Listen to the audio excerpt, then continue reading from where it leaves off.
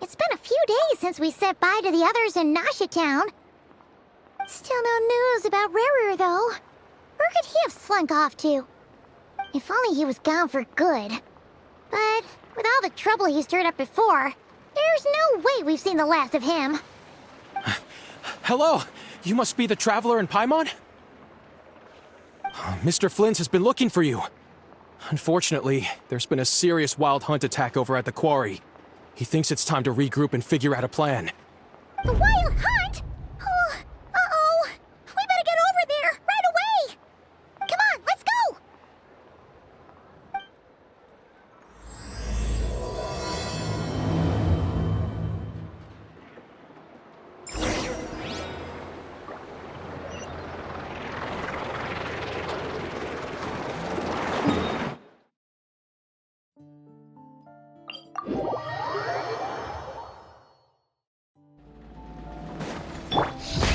Rev the engines!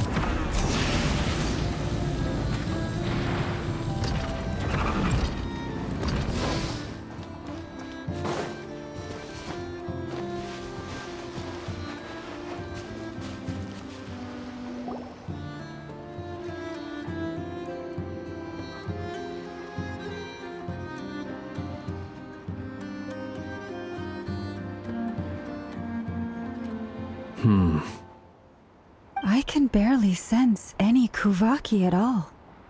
This whole area feels like a soulless husk. Looks like his appetite truly is insatiable.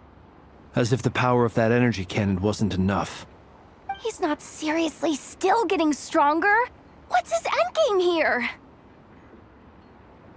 Everyone's here already. Hey, we made it! So, what's going on? We've all been on high alert since we split up a few days back, expecting Rerir to strike again. But it's like he just vanished into thin air. No one has seen him nor found any trace of his presence. That is, until this morning, when a ratnik found signs of wild hunt activity while out here on patrol. As you can see, the Crystonite itself is physically intact, but the Kuvaki it contained is all but completely diminished. And we're sure that Rerir did this. Who else? He's the only one who could pull off a stunt like this. Kuvaki loss has reached critical levels. Rerir of Solnari set to maximum threat level. Warning, unless de-escalation measures are taken soon, he will pose a threat beyond our ability to contain. The consequences could be catastrophic. Traveler, do you remember when we encountered Rerir just after regaining his body? There wasn't a shred of sanity left. Nothing but madness and rage. Yeah, didn't he shout out a bunch of names? Then he started raving about how nothing in this world mattered to him. Oh, Paimon gets chills just thinking about it. Oh, but the thought that he's still out there, lurking somewhere and not cry, waiting for his chance to strike? Oh, even chillier. Last time we fought, we were already at a disadvantage. If he has such overwhelming strength, why would he suddenly go into hiding? Yeah, if I were him and I wanted more Kuvaki, I'd just take it by force. No point staying in the shadows. Unless something went wrong. His whole resurrection thing didn't exactly go smoothly. The other thing is, how does someone who's completely lost their mind still have the wherewithal to cover their tracks so perfectly? Beats me. According to certain medical studies, insanity does not always entail a complete loss of rationality. It may be that he is simply living in a world of his own. That actually sounds about right. He was ranting away to himself the whole time. Like he had zero interest in talking to us. There are many unanswered questions here. He could be right under our noses, and we'd still be in the dark. Besides his name and title, we know little about him. Certainly nothing about his past, or what he might be hoping to achieve. Exactly. And we wouldn't even know where to begin looking. Even Boss hadn't heard of the Rerir of Solnari before all this. I'd be willing to bet that even if we gathered together every scrap of intel in Nodcry, we still wouldn't find more than, like, 3 useful facts about him. So, if we do nothing, he'll just keep getting stronger. But if we want to investigate him, we have no idea where to look. Last time we had Marionette and her big robo-buddy to help us, and we still barely held our ground. If we had to face him alone... Oh, Paimon's head hurts just thinking about it. What are we supposed to do against a threat this big? Well, I do have a little hunch about his next move. Given that he attacked the quarry, I'd say it's likely he'll target other places rich in Kuvaki. Somewhere like the Eye of Krati, or the Pillar of Embla. One thing's for sure. If we just sit back and let him keep absorbing Kuvaki, we really won't stand a chance against him. A perfectly reasonable hypothesis. However, it is worth noting that these two locations are quite far apart. To investigate them both, we'll need to split up. I agree, we should split up. Right now, Rerir's goal seems to be gathering Kuvaki, not fighting us directly. Once we're done, let's regroup on Hisi Island. Wait, why Hisi Island? If I recall correctly, your largest goddess statue was carved from Kuvaki-rich ore, was it not? That's right. Yes, it could well be a potential target of his. I should head back and start evacuating the pilgrims.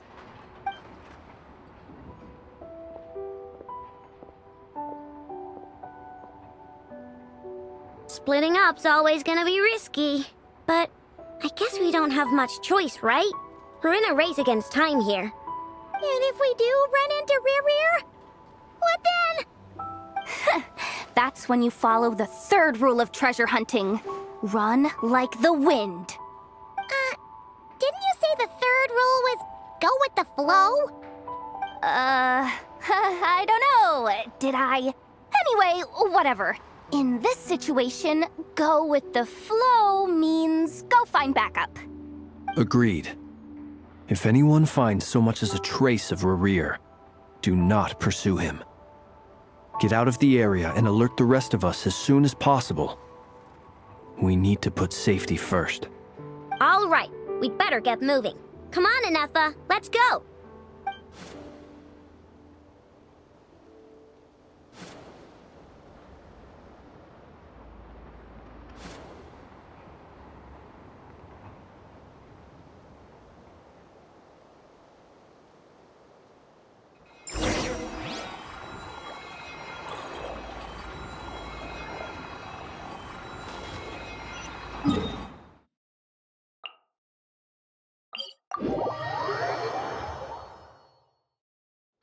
Full throttle!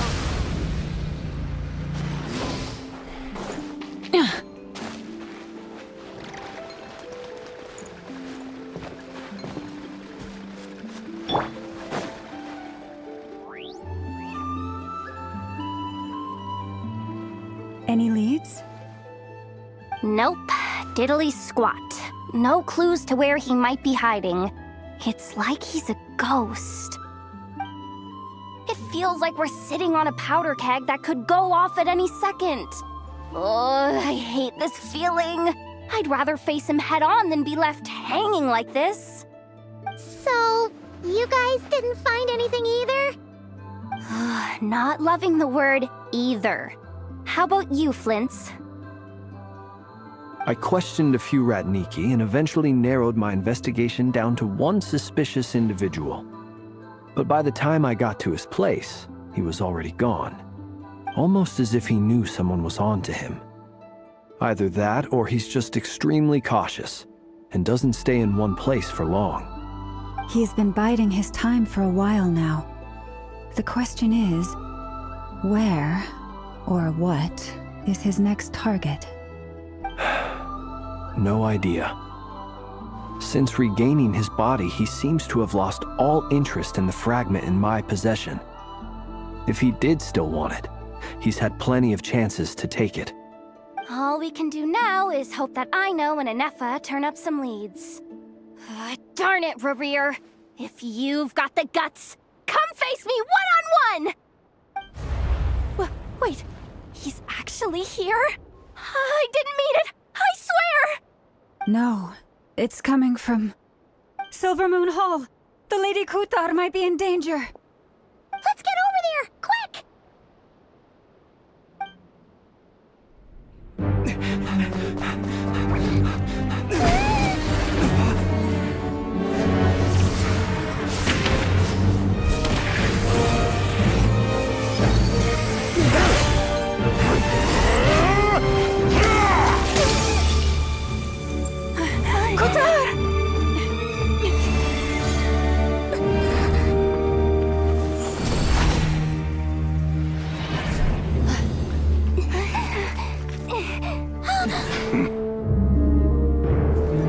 Why is he attacking the damsel elect? What's going on? No time for questions. Stop him!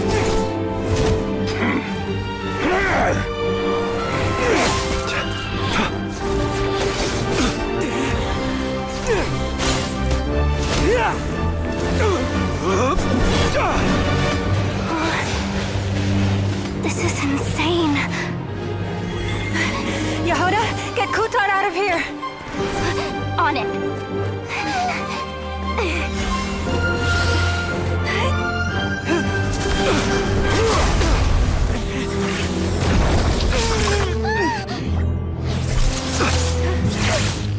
Look where your feeble light has gotten you. Now you shall plunge into darkness. Thalindus, soon I will find a way. Watch out!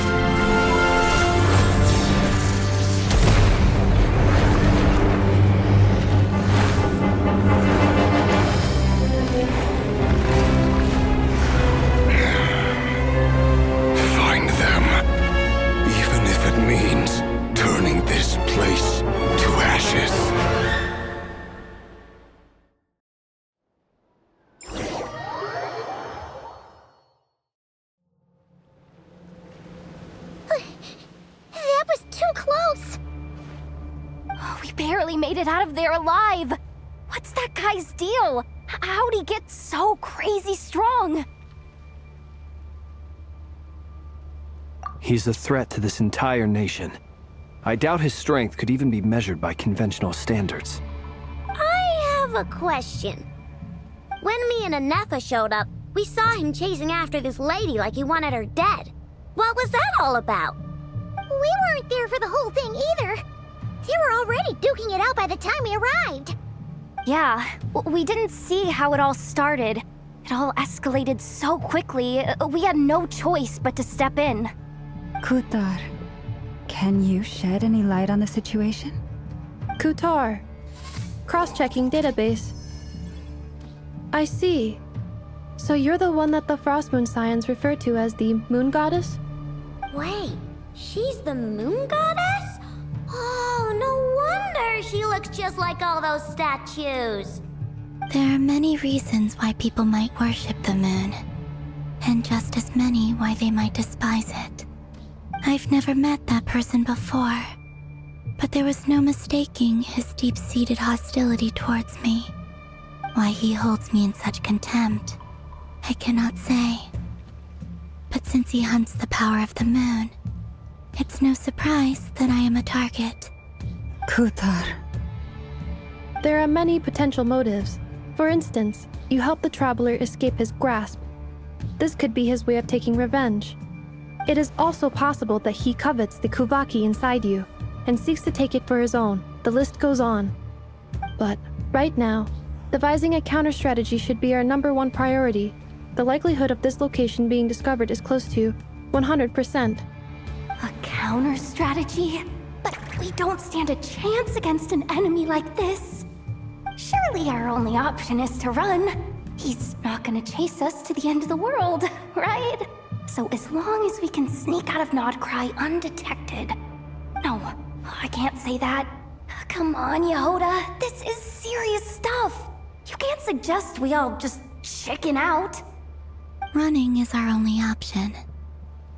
Huh? You seem surprised. But what other choice do we have? We are facing an enemy we cannot possibly defeat in battle. Well, I mean, yeah, but still. It's not too late. I can distract him, so you have plenty of time to make your escape. Wait, what? You're gonna act as bait? Doesn't that make sense? I'm the one he's after. There's no need for you to risk your necks on my behalf. A coyote doesn't stop for bypassers while it's howling at the moon. What is it, Loma? The Frost Moon Scions have already grown accustomed to life without their goddess. My presence here is no longer essential, and this is not my home, so you needn't ask me to stay. We can't just roll over and let him get away with this. That's not our style. Yeah, we can't just call it quits after everything we've been through together. Besides, she'd pretty much saved my life back there. If I just ditched her now, I'd never forgive myself. We can't overlook that you have saved our lives multiple times now. To talk of returning the favor would be a little crass for my liking. But suffice to say that we are friends, and friends look out for one another. Rerir's true objective remains unclear. Even if we were to sacrifice Miss Kutar, there's no guarantee he would stop. But... Kuthar, I know why you left the Frost Moon Scions so long ago. It was because people started treating prayer as a form of trade. They would make self-centered wishes, force you to accept meaningless offerings in return, and then expect you to perform miracles for them, as if that were their entitlement. If it were me, I might have walked away too. But I believe that time can change everything, and that sometimes it takes losing something precious to appreciate its true worth. After much reflection, I've realized that this was never about whether the Frost Moon Scions need you. Any relationship based on need is purely transactional. What I truly hope is that you'll choose to stay, not out of obligation, but as part of our family. You were born here, and now you've returned. Who knows? Perhaps it was the moonlight that guided you home. Thank you, Lauma. But my power is on the wane. I'm afraid I will be of little use to you now. Very well then. I'll do as you say. Both times you saved us, we were transported across great distances in an instant. Is that one of your powers as the moon goddess? It is, but I find it very draining.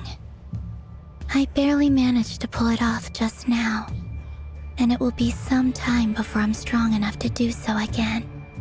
Rejected by the world, My power is dwindling. Like a lake cut off from its source, slowly shrinking away. Now, it has almost run dry. What do you mean, rejected by the world? The 3 moons belong to the ancient bygone era in which they came into being. From the moment I was born, the world itself has been steadily sapping away at my strength. The 3 moons are not one and the same. As the goddess of the Frost Moon, I cannot wield the powers of the other 2. Yet moonlight has a way of blending together. Each can reflect the other's glow. So when our fingers touched, I was able to restore my strength by drawing Kuvaki from the Eternal Moon's marrow. But this method of recovery is painfully slow. If only we could find the... It's the Wild Hunt! Even faster than we expected.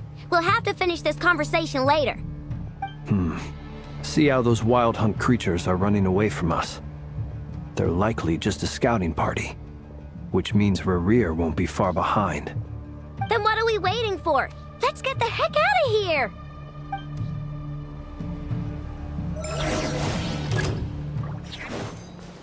Look, your rainbow!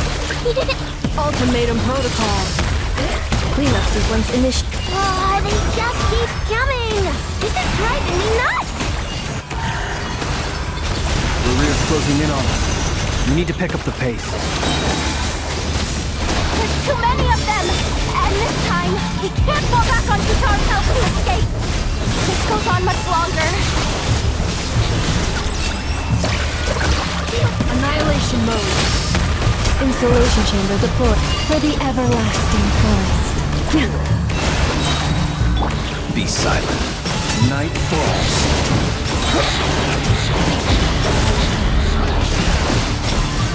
The long sleep beckons.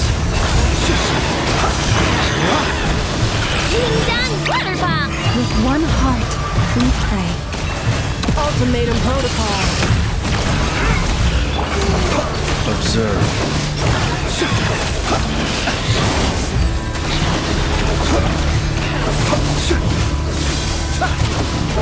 Beware the creatures of the night.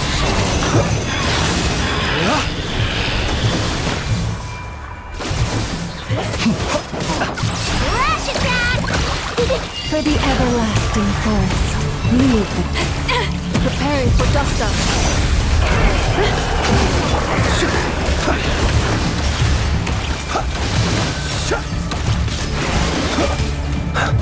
The long sleep beckons.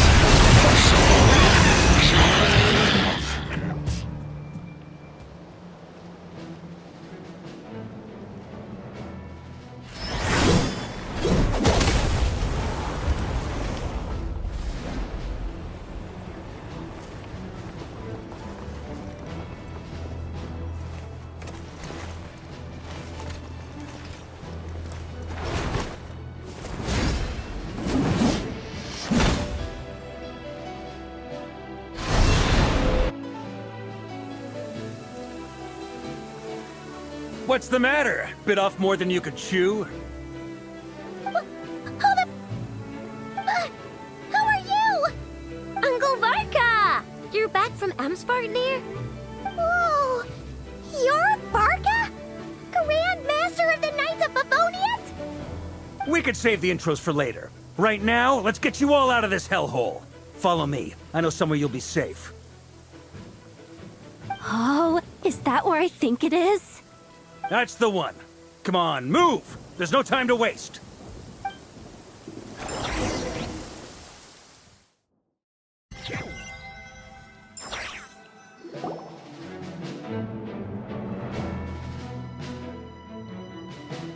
Wow! Where are we? This is so well hidden. Well, that goes without saying. This is the Knights of Favonius' meeting place in Nodcry, and a contact hub for the Northern Intelligence Network. AKA, the black market of intel. No matter what faction you're with, it's the place to buy and sell information. Their headquarters are in Nodcry, but they've got contacts in every nation. As an expeditionary force on foreign soil, working with them has offered us the most effective way of getting our hands on reliable local intel. This is where we meet, so naturally, it's secure. Anyway, where were we? Folks from Nodcry should be pretty familiar with me by now, but I believe this is the first time we've met. Allow me to introduce myself. I am Varka, Knight of Boreas, and Grand Master of the Knights of Favonius. We've heard all about you. This meeting's been a long time coming. You look way younger than Paimon expected, but you definitely have that Grand Master vibe. Well, I'm no spring chicken. Just not showing my age yet. Definitely feeling some of that back pain today, though. Rushed back from Amsfartnir without a wink of sleep, only to get right into another fight with that freshly revived maniac. Another? You mean you fought him before? Yep. He wasn't nearly as strong back then, but he was still a formidable foe. I brought some of the knights along to give him a little surprise, but he saw us coming from a mile off. My squad took heavy injuries, and I barely made it out alive myself. We knew it might have been our last chance, so we staked everything on it. But still, it wasn't enough to stop him. I tried tracking him down afterwards, but he didn't leave a trace. Even in his unhinged mental state, he's as cautious as any trained operative. So, I decided to come find you. And as luck would have it, turned up to find you being ambushed by the Wild Hunt. The rest, you already know. Is that why he's been frantically absorbing Kuvaki these past few days? Because he sees you as a threat? Maybe I'm part of the equation, but even if I weren't, I'm sure he'd still be gathering power. He's clearly working up towards something. Note to self, Uncle Varka's strength rating officially upgraded. Guess it's my turn to ask questions now. So, what exactly has been happening in Nodcry? Why is the Wild Hunt returned in humanoid form? And why is it after you? That's a long story, but I'll try to make it quick.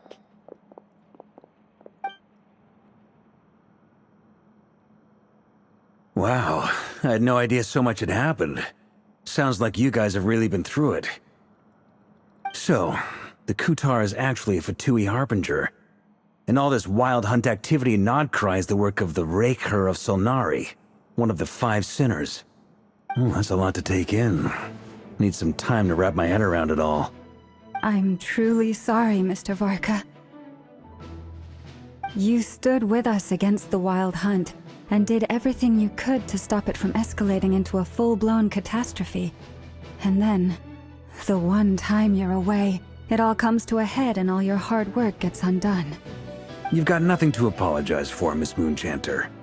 You can plan 100 steps ahead and still slip up. That's just life. No one knows what tomorrow holds. You can't predict which way the wind will blow next. And, to be perfectly honest, I can't say I'm surprised. For all the times we've defeated the Wild Hunt in the past, we've never been able to completely wipe it out. Turns out, we were just delaying the inevitable. But now that a new variable has come into play, fate may well take a different course. A new variable? You mean us? Who else? And in a strange way, I think his resurgence might not be an entirely bad thing. The Wild Hunt is like an unrelenting force of nature, but Rerir is an individual with an agenda. He's gotta have a weak spot somewhere. That said, while I was explaining everything just now, some of the points that Mr. Flint's added caught my attention. You mean about our mystery ally? That's right. From what you've said, not only did they lead you straight to some key files, they also shielded Hisi Island from a lethal Kuvaki blast.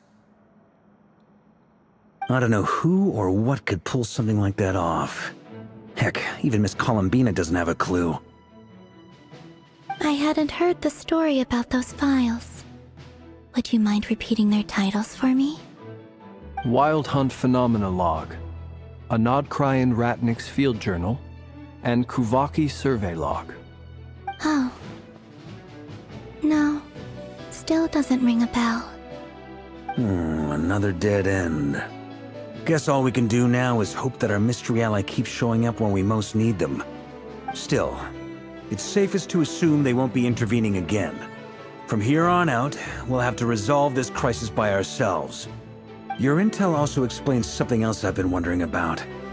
The reason I led my team to Amsfarnir was because we'd had reports about a possible source of the Wild Hunt showing up there.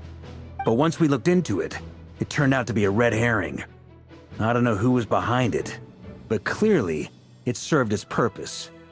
I doubt it's by chance that he happened to make his comeback while my attention was diverted.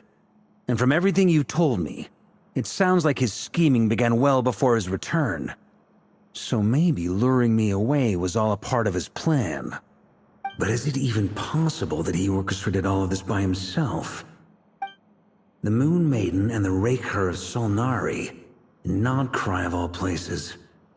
The way everything is unfolding, it can't be a coincidence. So, what do we do now? Got any ideas? Right now, we've got at least 3 things to consider. Let's go through them one by one. First, we need to figure out how to take down Rerir. If we can't beat him in a straight-up fight, the rest won't even matter. To my knowledge, the bulk of Nodcry's fighting force is already gathered here. But even with everyone united, we're still no match for Rerir in his current state, let alone with his power still growing. What if there was a way to tap into a new power of our own? How so? Have you thought of something, Columbina? 3 moons once watched over this world. The Eternal Moon was the largest. The Frost Moon was the brightest. And the Iridescent Moon was the most mysterious. They say that back then, the 3 moon goddesses wielded immense power. Enough to shape the workings of the world itself. I now bear the Frost Moon's power, and the Eternal Moon's marrow resides within the Traveler. Hold on. Are you suggesting... The iridescent moon, the last piece in the puzzle. That's right. If we can find the Iridescent Moon's marrow, I will be able to regain my strength much more quickly. The 3 moons are said to stir the tides and illuminate all things. Perhaps they hold further secrets beyond our understanding. According to my analysis, the solution is feasible. However, it is subject to one major condition. How do we locate the Iridescent Moon's marrow? I know a way, but... we will need to visit the Fatui's Experimental Design Bureau. The Experimental Design Bureau? Are you saying we need to involve Marionette? Yes. I must speak with Sandrone. It's a long way from here to the Experimental Design Bureau. There's a high chance you'll be spotted. You shouldn't go alone. Then that's settled. Next up, our second priority. Somehow, we need to figure out Rerir's end goal. As you saw for yourselves, when he was still in his Wild Hunt form, everything he did was for the sake of recovering his body and resurrecting himself. His first act since then, after laying low for a while, was to try and assassinate this young lady. People's obsessions often reveal their greatest vulnerabilities. There must be a reason why he despises the moon so deeply. Perhaps it sheds some light on his title, the Rerir of Solnari. The Wild Hunt has plagued Nodcry for centuries now. If we want to stop it for good, we have to get to the root cause of what's driving it. It's true. We still know very little about him. If Kuthar hadn't given us that lead, we wouldn't even know his name. But where would we even start? I doubt even the Intel Queen of Nodcry has a clue, and she has info coming out of her ears. Oh? That's a rather hasty conclusion for someone who's so painstakingly meticulous when it comes to dealing with machines. Ah, she heard me.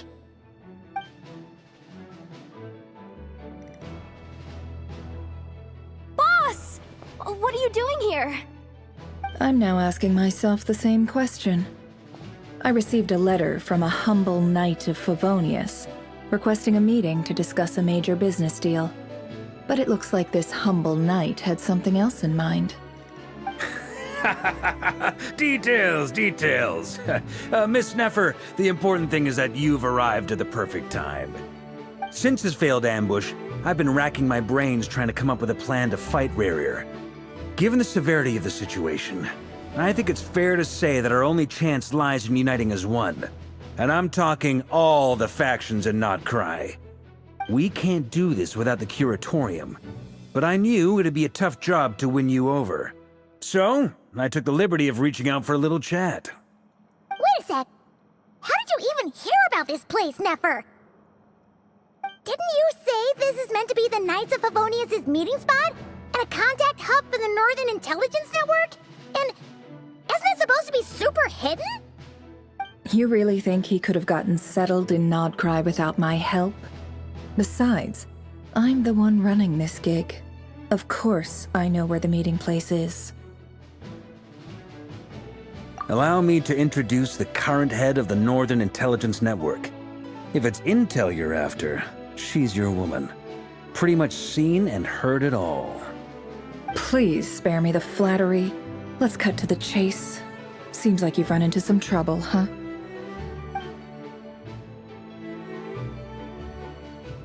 Well, this certainly qualifies as an unforeseen crisis. On behalf of the Curatorium of Secrets, I wish you all the best of luck.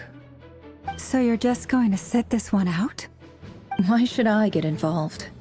What could possibly be in it for me? What if we told you we can't do this without you? Oh?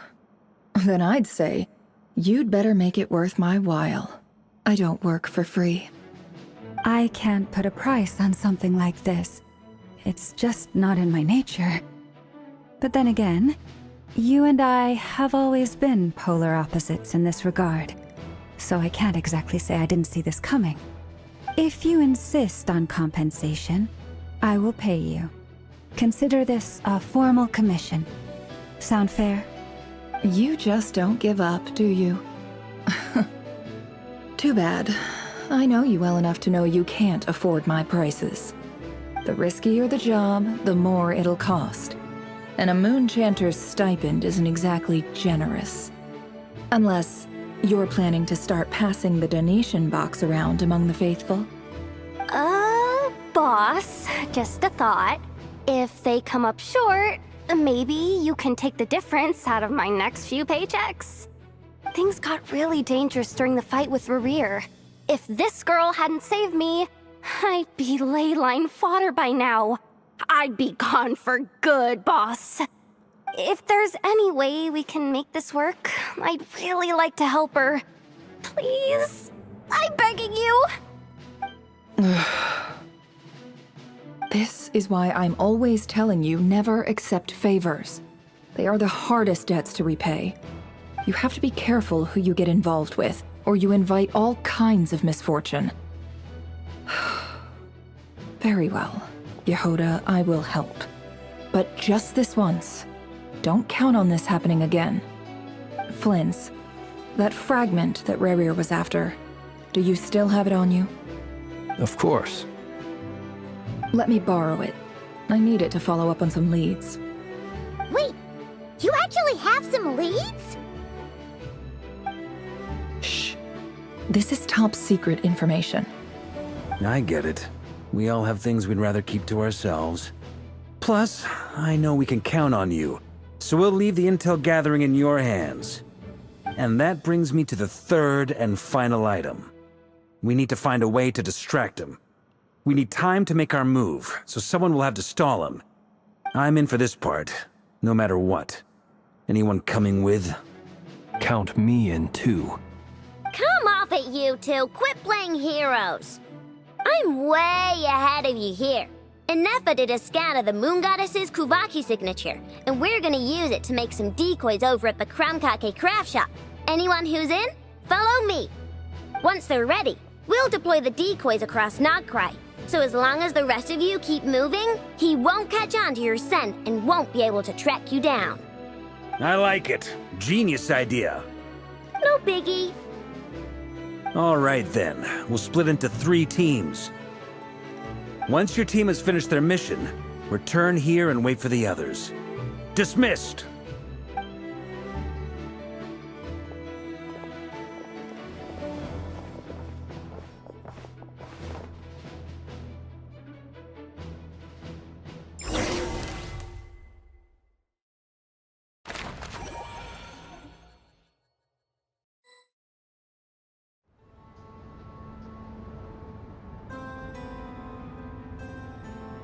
Lady Damselette. Wait, and you two? What are you doing at the Kuvaki Experimental Design Bureau? We've been doing our best to mind our own business lately.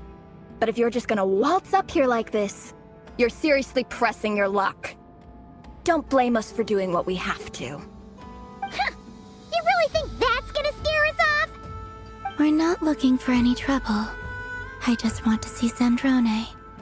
Do I need to remind you that you're still a wanted fugitive for deserting us? Out of consideration for our former ties and the crisis we're all up against, we'll let you leave in one piece. But don't even think about trying to get inside. Let them in. But... Are you going to make me repeat that? No, my lady. Zandrone seems to be in a good mood. Must be maintenance day.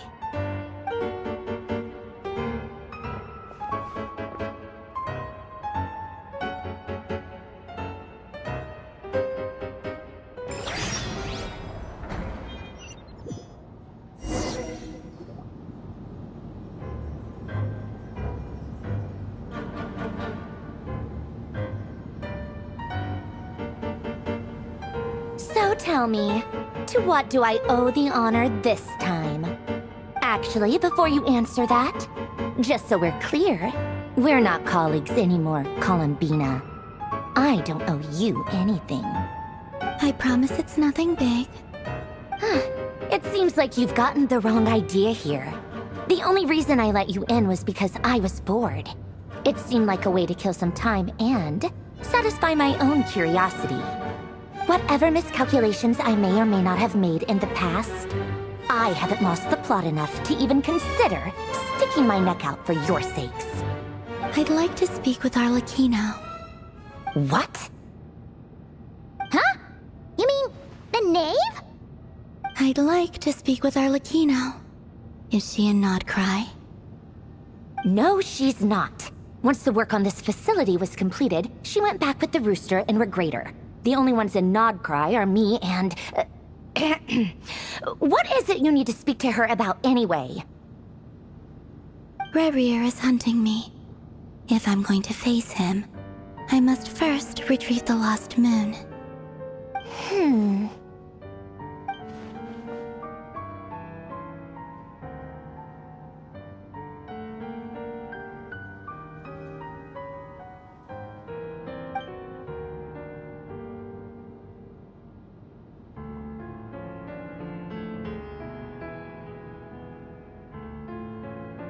Is that a no, then?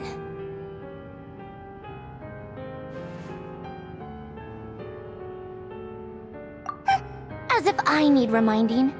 I was this close to settling things with him before someone decided to whisk me away to their weird little garden. Have you held any tea parties lately? Tea parties? Yeah, obviously. You don't seriously think we'd pack it all in just because you aren't here. If anything, they've been more eventful than ever. Just me, Arlecchino, and a bunch of insolent, insensitive guests who won't stop asking where you've gone. Oh, they've been a real joy. I bet you served them the worst tea you have. Just like you used to do to me when I upset you. Who cares about how good the tea is when there's no one around to drink it? I keep losing people. First Rosaline, now you. I'm running out of people who can make me laugh.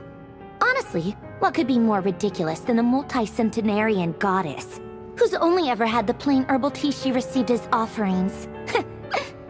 You'd always brew a different type of tea for me each time. Was it really just to see how I'd react?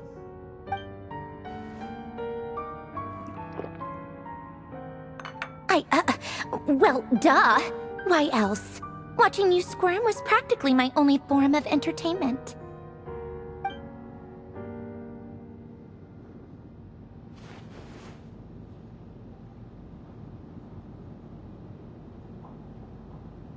Oh, yeah. And Capitano sometimes used to bring Tartaglia around, too. But I guess we won't be seeing him again. Well, I guess we are overdue for a get-together. Polonia! Have Febronia pass a message to Arlecchino for me. It's time for tea. Will suffice. Pass along a message for me, too, if you would. My body cannot contain the marrow of 2 moons, so I'll be leaving one of them in her care. Excuse me? Who said you were on the guest list? If my tea meant that much to you, maybe quitting the Fatui wasn't your brightest move. Back when you were under the Tsaritsa's protection, no one would have dared come at you so openly. But that protection didn't come for free. In fact, I paid dearly for it. At the end of the day, it was just another transaction. I just got tired, that's all. I never wanted any part in their grand ambitions, and I've had enough of being treated like a bottomless supply of power. It brings back memories from the old days, when I was still worshipped as the moon goddess. Centuries on, it may be a different group of people, but I see the same greed in their eyes. I figured you'd leave eventually. You didn't have as much of a reason to stay as I do. The Tsaritsa gave you shelter and protection, but that was it. Nothing more, nothing less. Meanwhile, the Fatui demanded everything from you in return, until it was more than you could bear. I get why you left. And frankly, I have no interest in dragging you back just because the higher-ups told me to. But if you keep hanging around with this riffraff, the next time we cross paths, we might be enemies for real.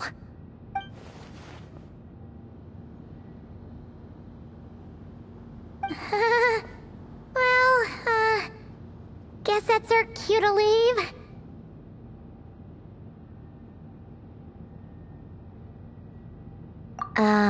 That might be your plan, but it sounds like someone else wants you to stay a little longer. Huh? What do you mean? Listen.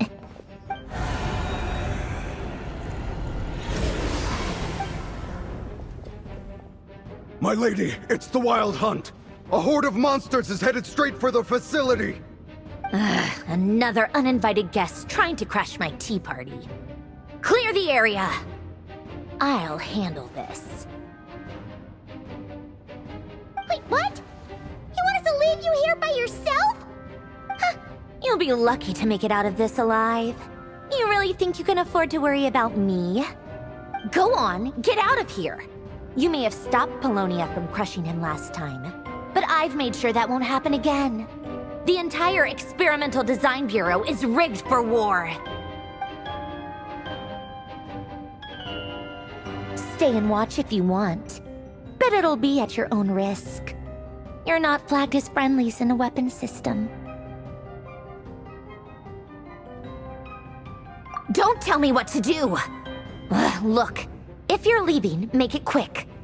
Or you'll just get in my way. There's a secret passage on the 2nd floor. It'll take you right to the plains out back. Stare all you want, Columbina. You're not getting another invitation to my tea party. I know. But thank you anyway, Sandrone. This is exactly why you shouldn't hang around with those people. All their melodrama and sentimental nonsense is rubbing off on you.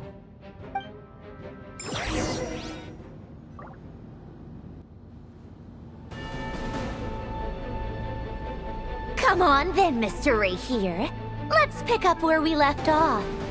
It's your Wild Hunt monstrosities versus my beautiful creations. Let's see who comes out on top.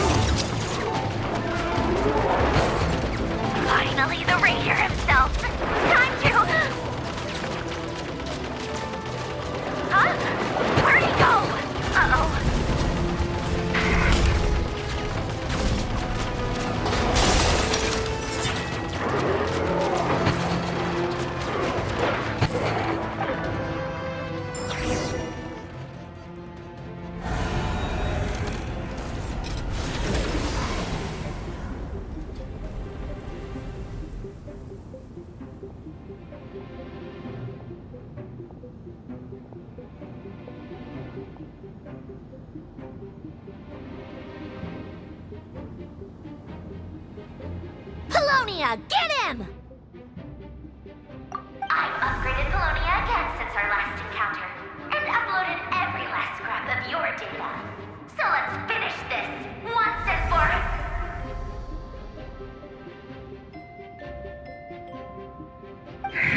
She's not here. Where did she go? Hey! Over here, you big... Cursed moon. Go. Keep searching. She cannot have gotten far.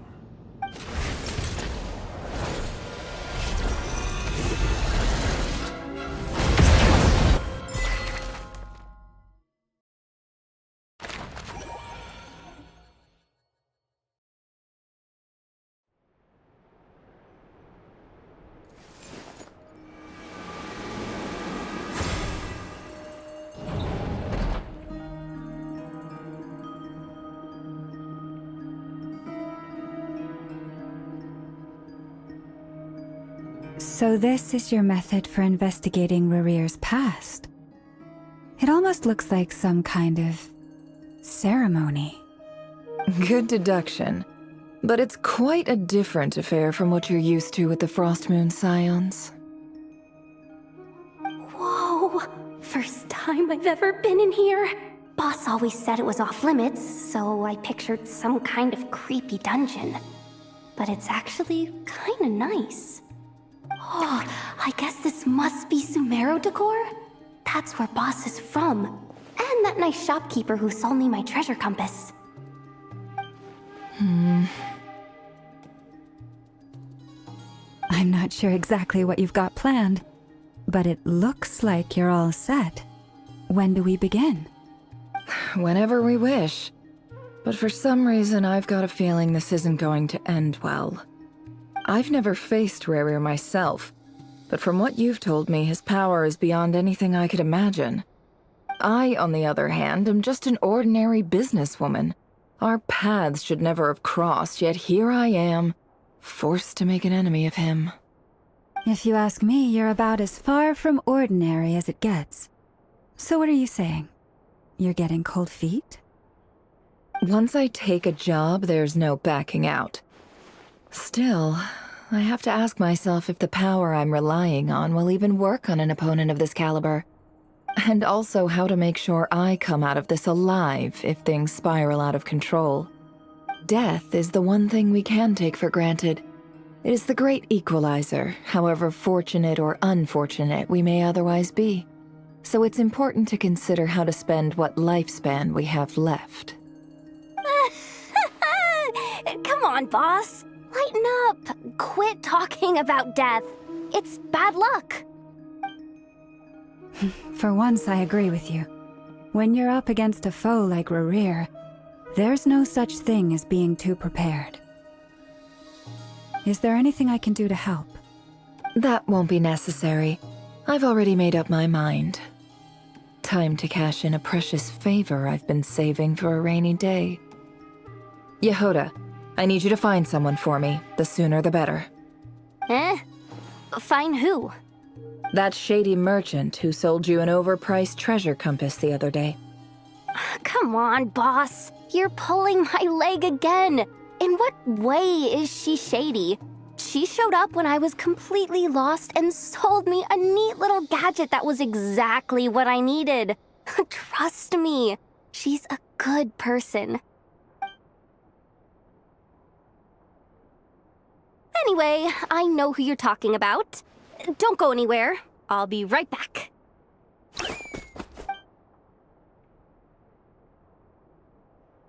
Quit dragging me. I genuinely can't run any further.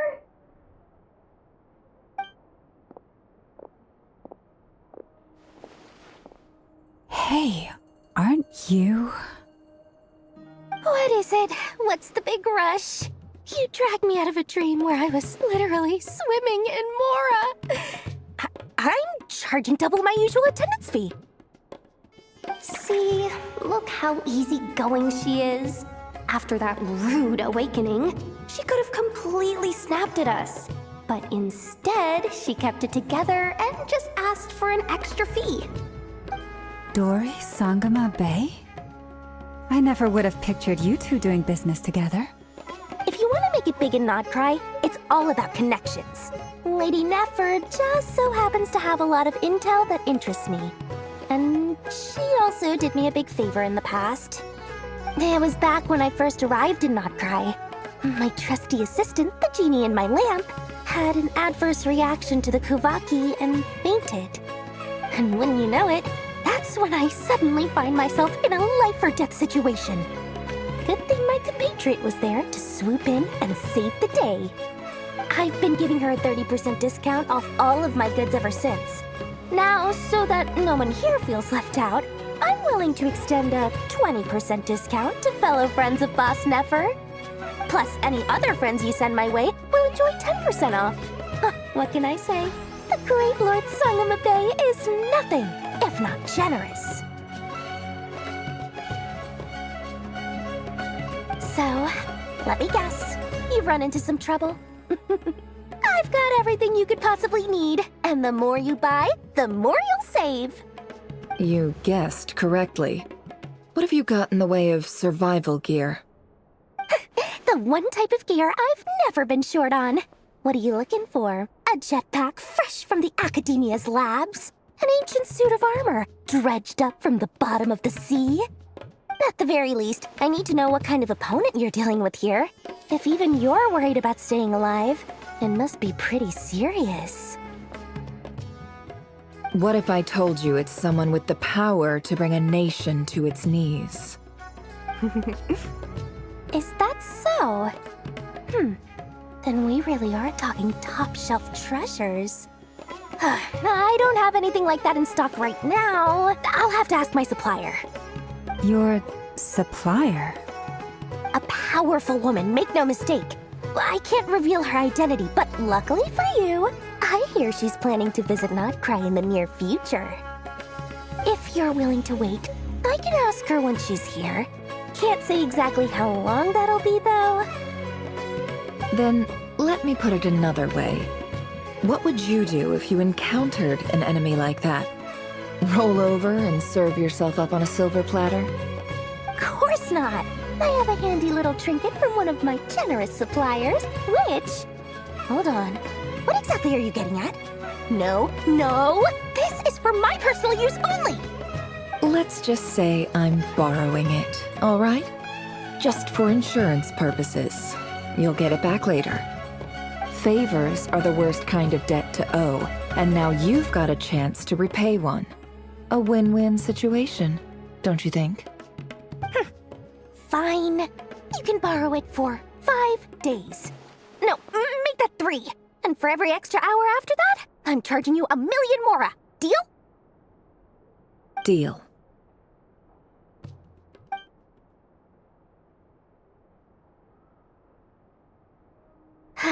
What a way to start the day. Now, was there anything else you wanted? Or can I go back to bed now?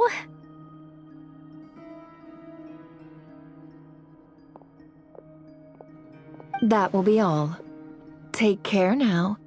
Don't trip up on your way back, friend.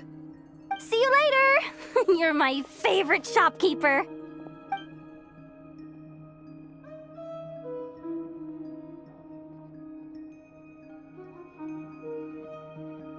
Excellent. Everything is well and truly ready. The ceremony can now begin. After initiating the ceremony, your minds will follow me wherever I go. You will see many strange things in your mind's eye. So remember, don't be frightened, and don't make a sound. Now then, let us peer into the Rerir of Solnari's past.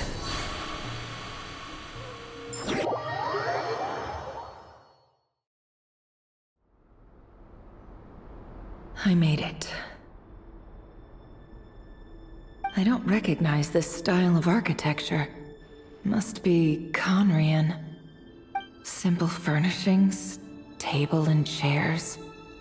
It's a more ordinary house than I might have expected. Looks like the fearsome Rerir of Solnari came from surprisingly humble beginnings. Unless this passed for luxury in Conria. Unlikely. It was said to be a very prosperous nation in its heyday. Anyway, I'll keep exploring.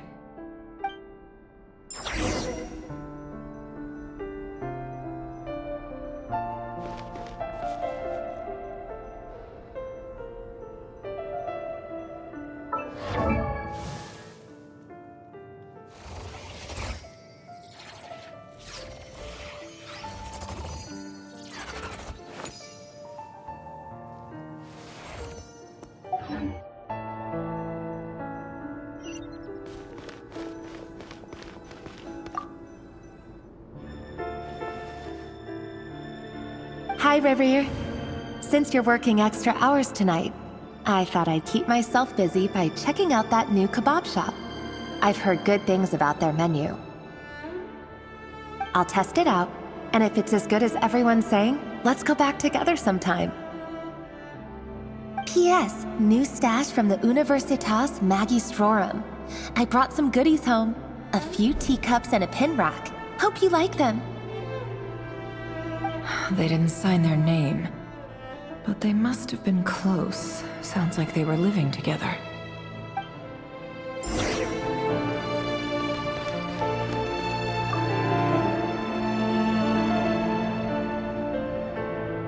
I went over to Joseph's for drinks today. They have a fine collection, but I went alone. Felindis was tied up with something and couldn't make it. Joseph asked why I came alone, but I didn't really have an answer. He then went on to ask about other things. If you ask me, someone who asks that many personal questions is too nosy for their own good. But if he invites me again, chances are I'd still go. Felindis. That's the same name Rerir mentioned. Crane imports keep falling. If things don't pick up, we'll soon be back to meat and mushrooms only. Honestly, I'm not a huge fan of that new type of mushroom everyone's been into lately. Didn't it start out as a lab-grown variety? I heard it's even mildly corrosive. Seriously, why would you even eat something like that? I don't care if it's an impressive feat of alchemy. That just isn't the kind of thing I like to eat. Grain has to be imported, and they're eating a diet of mostly meat and mushrooms. Could it be because Conria is underground, so it doesn't get much sunlight? That would explain why they use so much stone in their buildings. They even use alchemically modified strains for food. Seems like the people of Conria don't have many options when it comes to dining. I've just about saved up enough now. Time to buy it and keep it somewhere safe. Making a big purchase. I wonder what it is.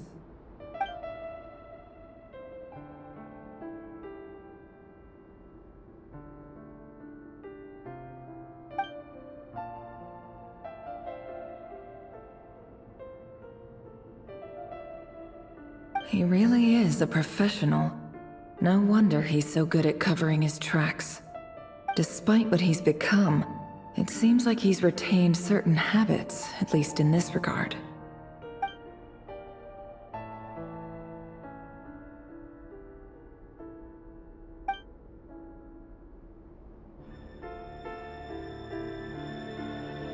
Did Rerir rip it out himself?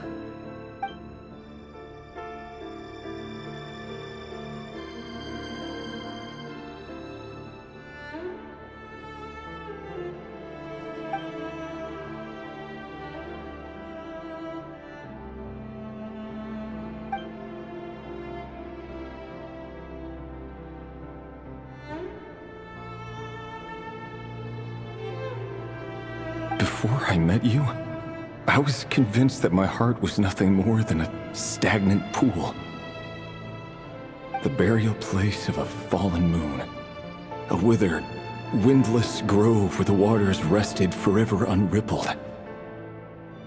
It was you who helped me see that my heart hadn't entirely withered away. That it could still beat to the rhythm of love. This is just trivial sentimentality from the looks of it. Why would he go to the trouble of hiding that? The burial place of a fallen moon.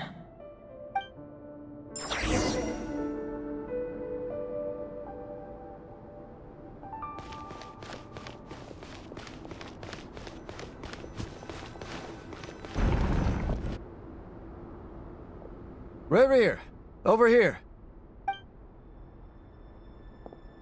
Dane! Oh, and, Vediflin here? What a surprise to see you here, sir. Hello there, Rerir. You need not address me so formally outside of court. He doesn't get that much free time, so I invited him over for a drink. Even the court prophet deserves a break every now and then, right? Well, I'm flattered. So, what are we discussing today? Hey, don't look at me. As far as I see it, we don't need an excuse to have a few drinks. Come on, don't give us that. Didn't you say you were about to pop the big question? How's that coming along? Who'd have thought the great Twilight Sword was an even greater gossip? I just didn't expect you to be the first one to settle down and get married, that's all. Yeah. If you told me that a few years ago, I wouldn't have believed you either. So, are you planning to come clean about your job then? I'm guessing you still haven't told her. Sure, I'll have to tell her at some point. But I'll need to pick the right time and place. To be honest, I have no idea how she'll take it. Come on, stop being such a pessimist. For all you know, she could be thrilled. I bet she'll be much more impressed by your actual job than the one she thinks you're doing now. A member of the King's Guard. Quite the cover story. Does the king himself even know? Of course he does. Anyway, enough about me. How have you been? Me? Same old, same old. Nothing much to... Huh? What's up, Ved? It's nothing. Vediflin, Dainslift's elder brother. Renowned throughout the court of Conria as the Visionary, and said to possess a wisdom far beyond the reach of any ordinary man. And yet, despite the gulf between us, he seems to have something to say about me. Does he even know me? Does he see me as a friend of his brother, or just another of the Vinster King's blades? Why did he react so strongly? Was it really to do with what we were talking about? Brown, curly hair and brooding blue eyes. So this is what Rerir looked like back in the day. Perfectly normal. No different from anyone else. As frightening as this monster is in the present, there's something even more unsettling about seeing the human he used to be.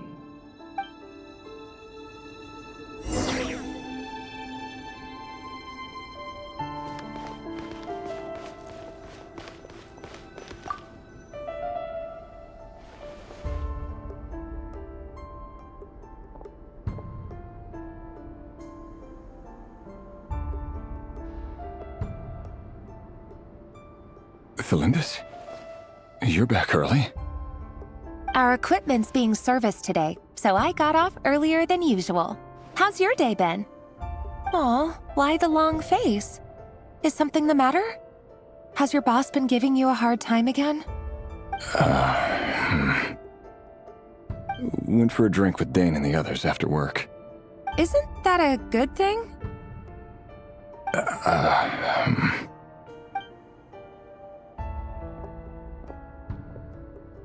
Vediflin showed up today, too. You know, Dainslift's older brother. Ah, Mr. Vediflin. Yes, I've heard of him. They say that everything he says ends up coming true. He overheard Dainslift mention that I'd recently proposed, and seemed to have an issue with it. But when I asked what it was, he kept it to himself. So, you're worried? You can be such a child sometimes, Rerir. We're nobodies. Why would the Visionary be concerned about us? I'm sure someone in his position has much bigger fish to fry. Maybe you're right. You worry too much, Rerir. We've been together for ages now, and everything's been going so well, has it not? You've even proposed to me. So, you do remember. Tell me then. What's your answer? Like I said, I need some time to decide.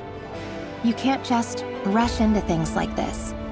We may be nobodies in the grand scheme of things, but if we want things to work out, we've still got to plan ahead. All right. Take your time.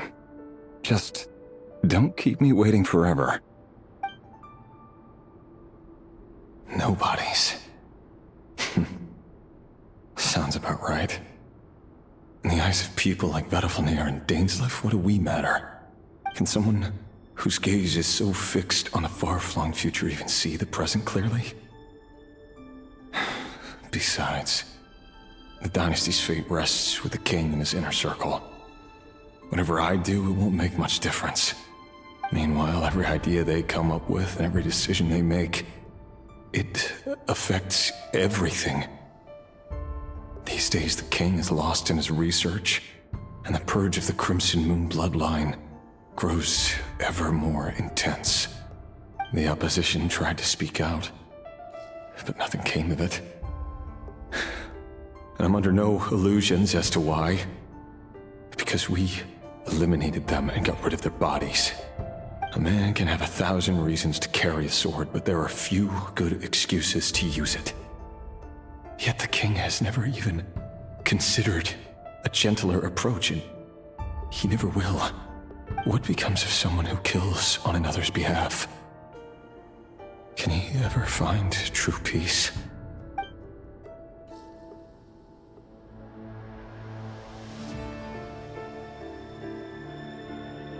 Thalindis?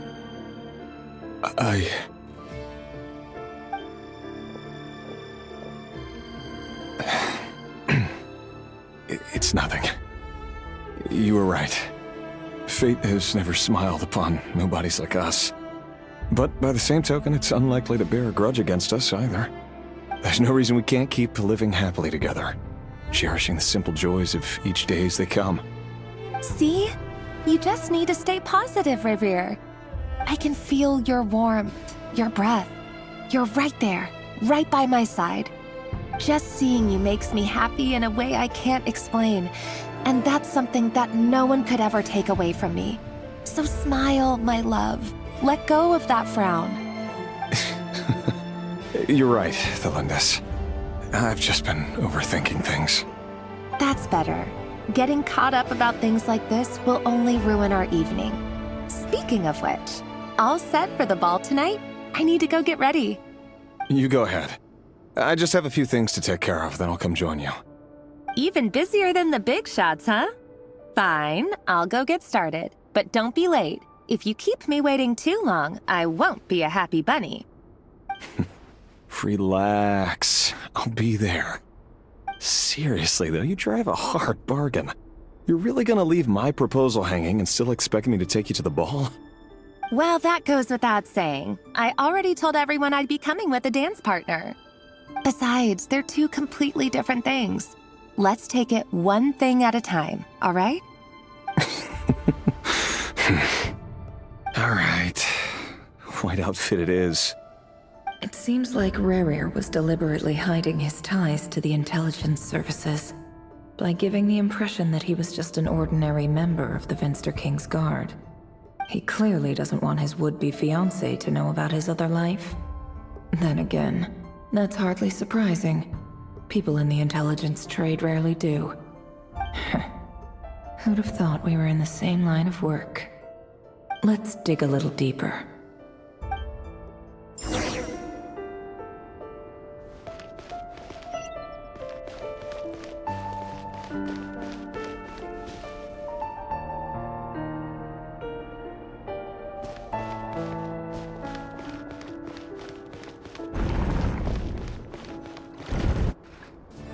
Our last operation was a resounding success, and all thanks to you, Rerir of Solnari. In total, we apprehended 32 dregs of the Crimson Moon, and 67 accomplices. After all these years since the dynasty's fall, so many of them still linger on. Indeed, it cannot be denied. Yet it was destiny that the Crimson Moon should be overcome by the eclipse, and that His Majesty, the all-seeing Vinster King, now guides our nation on the path to prosperity. Conria has no further need for a dead moon. But alas, there will always be those who refuse to see the truth, choosing instead to romanticize the past. That's not entirely true. Much about the Crimson Moon era was worthy of remembrance. And that's exactly why they keep trying to see it restored. Many of its secrets remain unsolved to this day. As it happens, that's precisely the field of study my partner is devoted to. You still haven't told her what you really do for a living. Where would I even start? How do you tell someone that you're one of the king's hand-picked executioners? That your hands are steeped in blood? You didn't choose this life, any more than I did. Orphans like us don't get a say. But I'll sure as heck be the one to pay for it. Speaking of which, we need to be more rigorous in the way we identify direct descendants of the Crimson Moon. Someone, it seems, has strong opinions about my future plans. Most likely my marriage in particular. I have a feeling that we may soon become targets of the Crimson Moon's retribution. Your concerns are not unfounded. They've taken out many of our colleagues these past few years, and for that very reason. These are no helpless lambs we're leading to the slaughter. They're wolves in sheep's clothing. Take care, Rerir of Solnari. I look forward to toasting you at your wedding. Thanks, Thorkel. You look after yourself, too.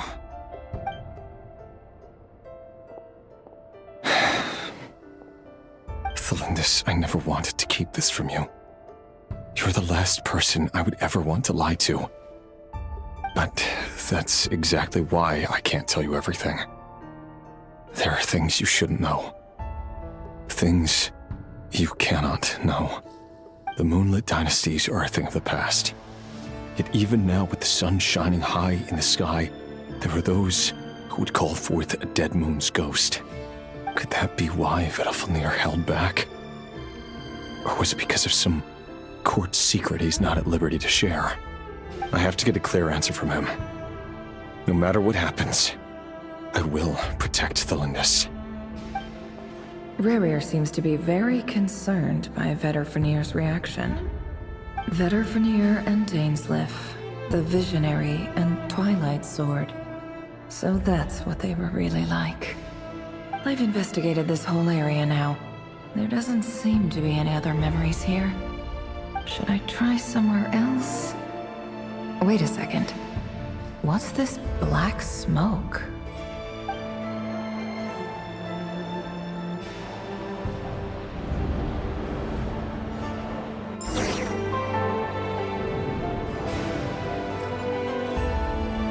So, he's late after all. Just you wait, Rerir. You're in for it. Big time. Are you waiting for someone, ma'am? Could I tempt you into buying some flowers? Oh, sure. Pick me out a pretty bunch if you would. Thank you. But I'm afraid none of them are as pretty as you. For someone so young, you sure have a way with words, don't you? I'm only telling the truth. Look me in the eyes. You'll see I'm not lying. May we have a word in private? Who are you? And what do you want? It doesn't matter who I am. Too many of our kind have fallen lately, so I decided to take the risk of reaching out. Not long ago, the Rerir of Solnari led an assault on one of our strongholds. We suffered many casualties, and many who came to our aid lost their lives as well. Sorry, I don't know why you're telling me this. And I don't want to get involved. Wait, hear me out. This time we finally got a clear look at his face and learned his true identity. His name is Rerir, and he claims to be one of the King's guards. What did you say? A cruel irony, isn't it? The man you're set to marry leads a double life as a brutal executioner. But surely, you must have caught a whiff of the blood on his hands. Why are you telling me all of this now? Simple. It's because... How strange. Rerir was nowhere to be seen in that memory. It clearly belonged to Thelindis. Rerir couldn't possibly know what happened if he wasn't even there. Why would her memories appear in his fragment? The ceremony won't last much longer. I think it's time to call it a day.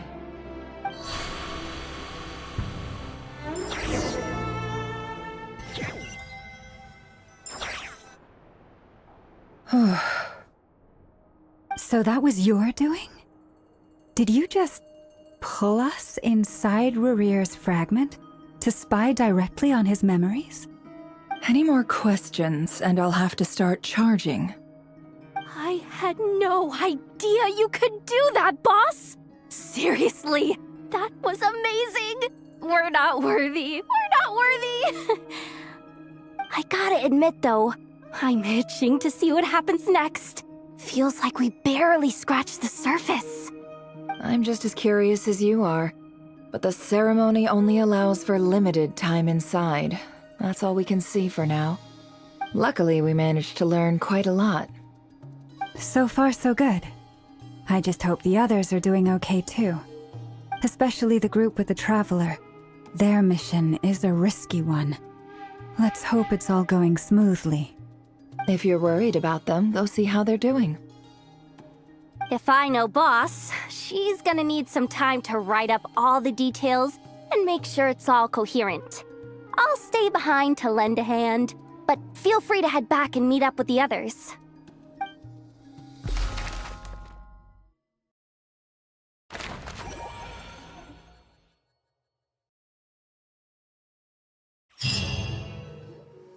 Oh, they've been prowling around for nearly 2 days now.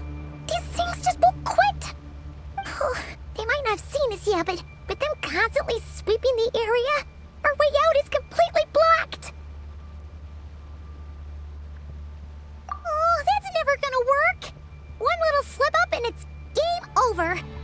If they spot us, they'll run straight back to Rerir. And once he knows we're here, it won't be long before he's breathing down our necks again. Oh, guess you're right. All right, time to zip it.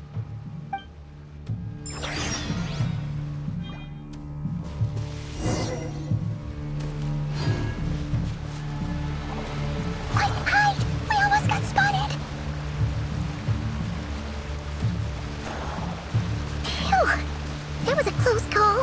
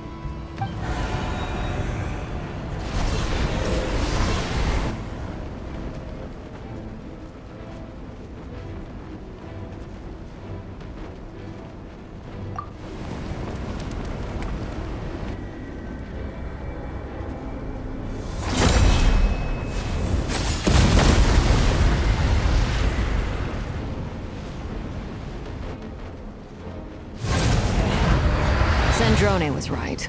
You look weak, Columbina.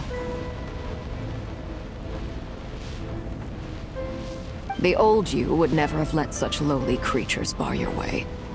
Word has it that you did something for the Tsaritsa, and that's why you've lost most of your power. Freedom comes at a heavy price, doesn't it? It's Arlecchino! You came! Hello again, Columbina. And greetings, guests of the House of the Hearth. It's been a while, Arlecchino.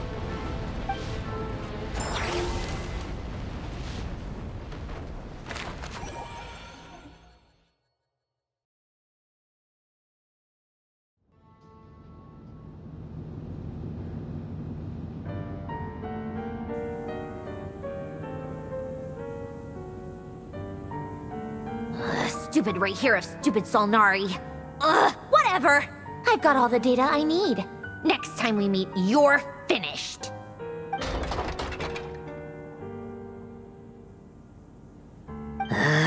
He sure doesn't pull his punches. Excuse me, do you need a hand? You can do me a favor by staying out of my way. Can't you see I'm busy? Wait a minute. I recognize that voice. Hello, Miss Sandrone. Father sent us over to help. How considerate of her. Hey, Fremine, get over here and help me fix this. Lenny, you do your thing.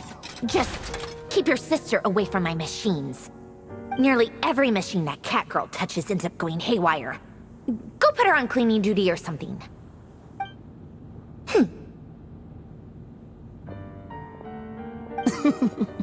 Then let's start downstairs.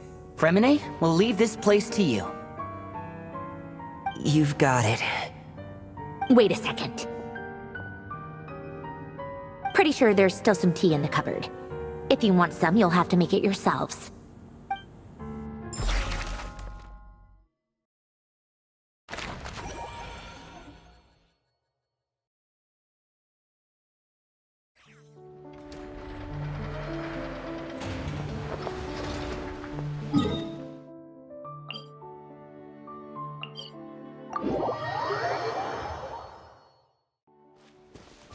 Try and stop me!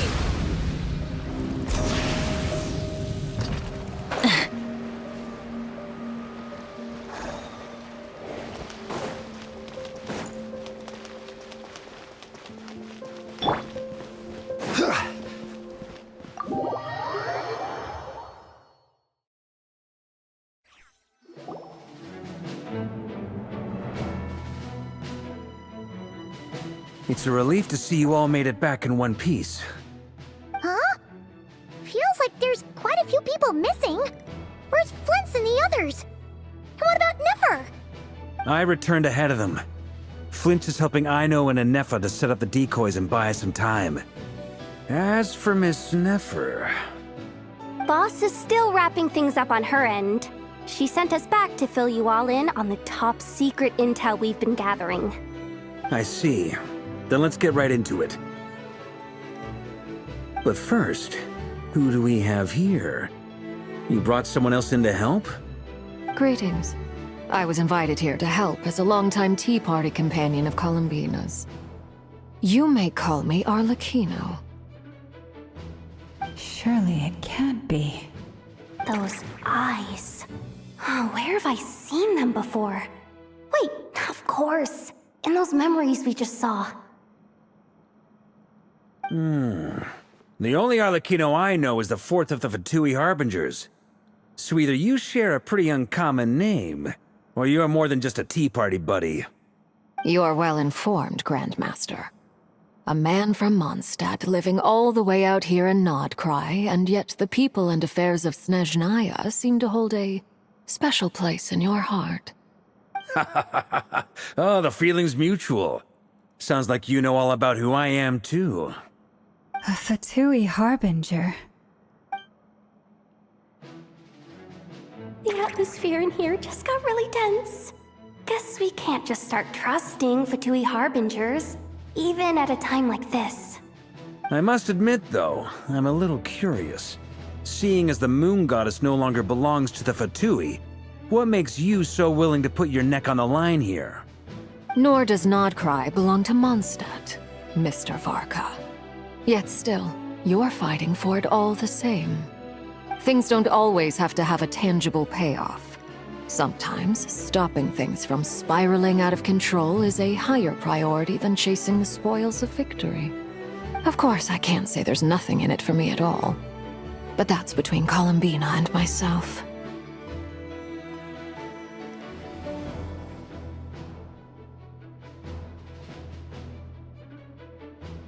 Forgive me. I don't mean to doubt you. It's just that the Fatui really have been the source of many of our troubles. We have our own way of doing things here in Nodcry. But ever since they arrived, the Fatui have treated us with nothing but hostility. I know there's been a lot of bad blood between us in the past. I've done my utmost to avoid friction whenever I could. But sometimes fundamental conflicts of interest simply can't be settled amicably. That's why I'm here solely in a personal capacity. This has nothing to do with the Fatui.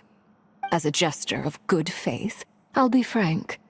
I can help Columbina track down the iridescent moon's marrow, which will help her restore more of her power. Anyway, what else is on the agenda? Let's begin. She says she'll be frank, then completely skips over the details. Looks like she doesn't want to give away too many secrets after all. But she clearly wants to change the subject. It'd be awkward if I tried to bring it up again now. I guess we'll just have to go along with it. She's the fourth of the Fatui Harbingers after all. One look and you can tell she's not someone you'd want to mess with.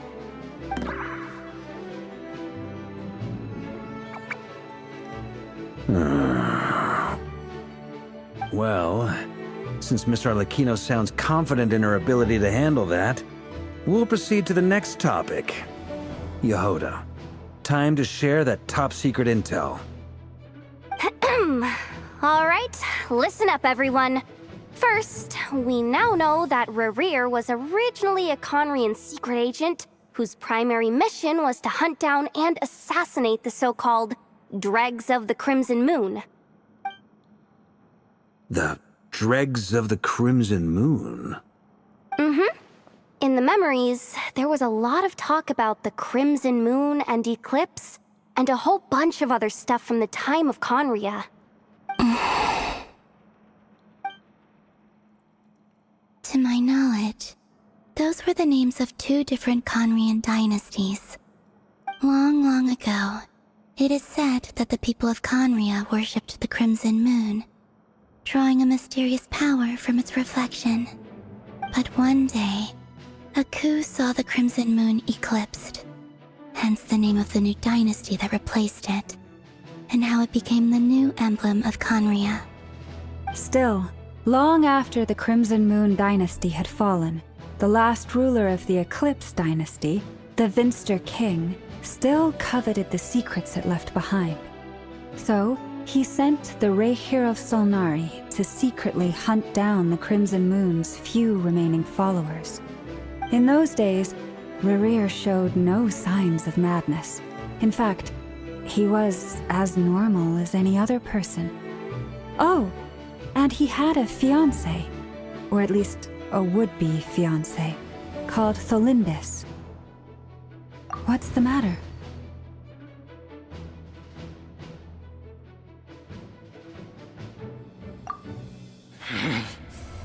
Stephanie, Granddaughter, Flinders.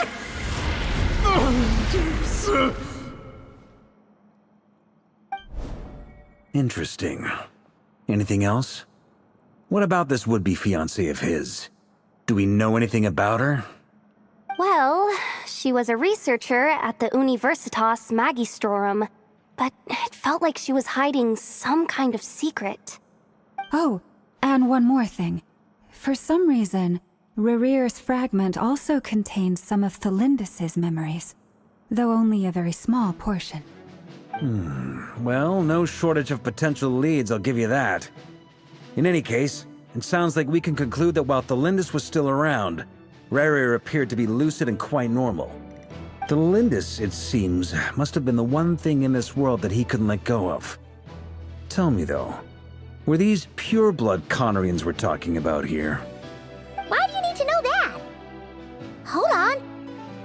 If she was a pure-blood Conrian... Oh yeah, just like how it was with the captain. If we could somehow find her, do you think there's any chance Rerir might regain some of his sanity? It's possible, but it would take a miracle. We can't pin all our hopes on that. That merchant who never knows, Dori Sangama Bay. Maybe we could hire her to look into it. All right then. Let's keep working in our separate teams. Traveler, Paimon, Kutar, and Miss Arlecchino will go look for the iridescent moon's marrow. As for the others... On the way over here, I noticed that the Wild Hunt monsters had grown even more frenzied in their search for Kutar. At this rate, the people living here will be in grave danger too. So I'm thinking of gathering together some of our followers to go wipe them out. I'll head back to the curatorium and meet up with the boss. Feels good knowing we've all got something to be getting on with. Given that the Wild Hunt has been a lot more active lately, the Lightkeepers have likely begun their own operations too. If that is the case, someone will need to pass the news on to Flint's. I'll hold the fort for now, then discuss our next move with Flint's, Aino, and Anefa when they get back. Alright then.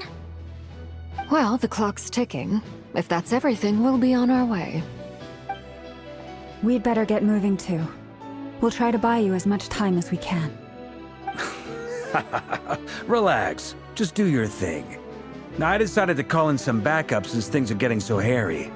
Our reinforcements should be here any minute now. Stay safe, everyone. Dismissed.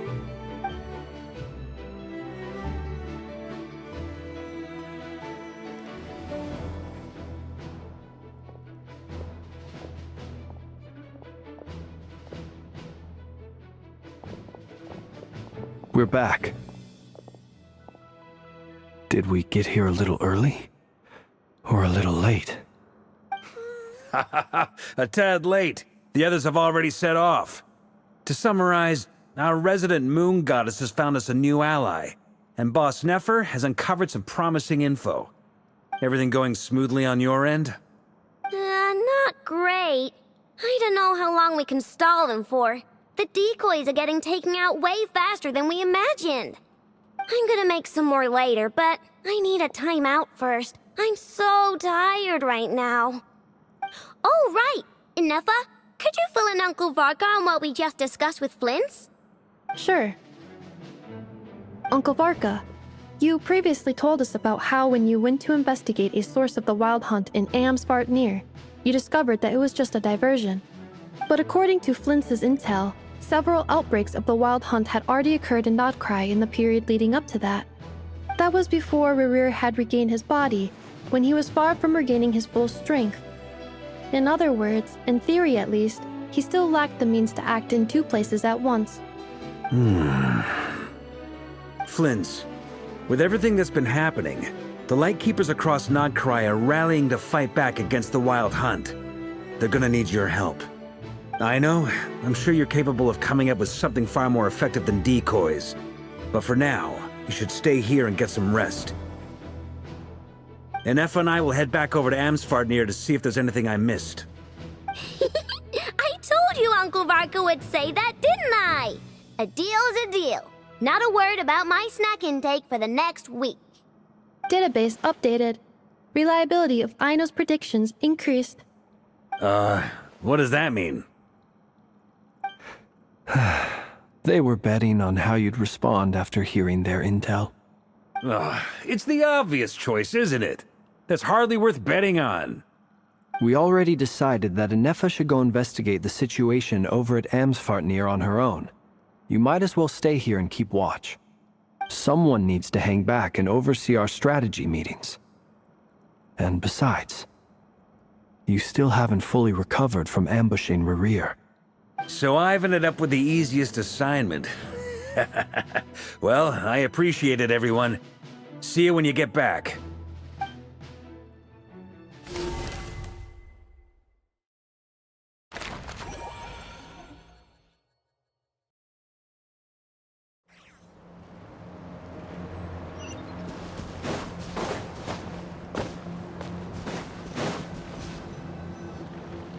Here, this will serve as a good spot to cross over.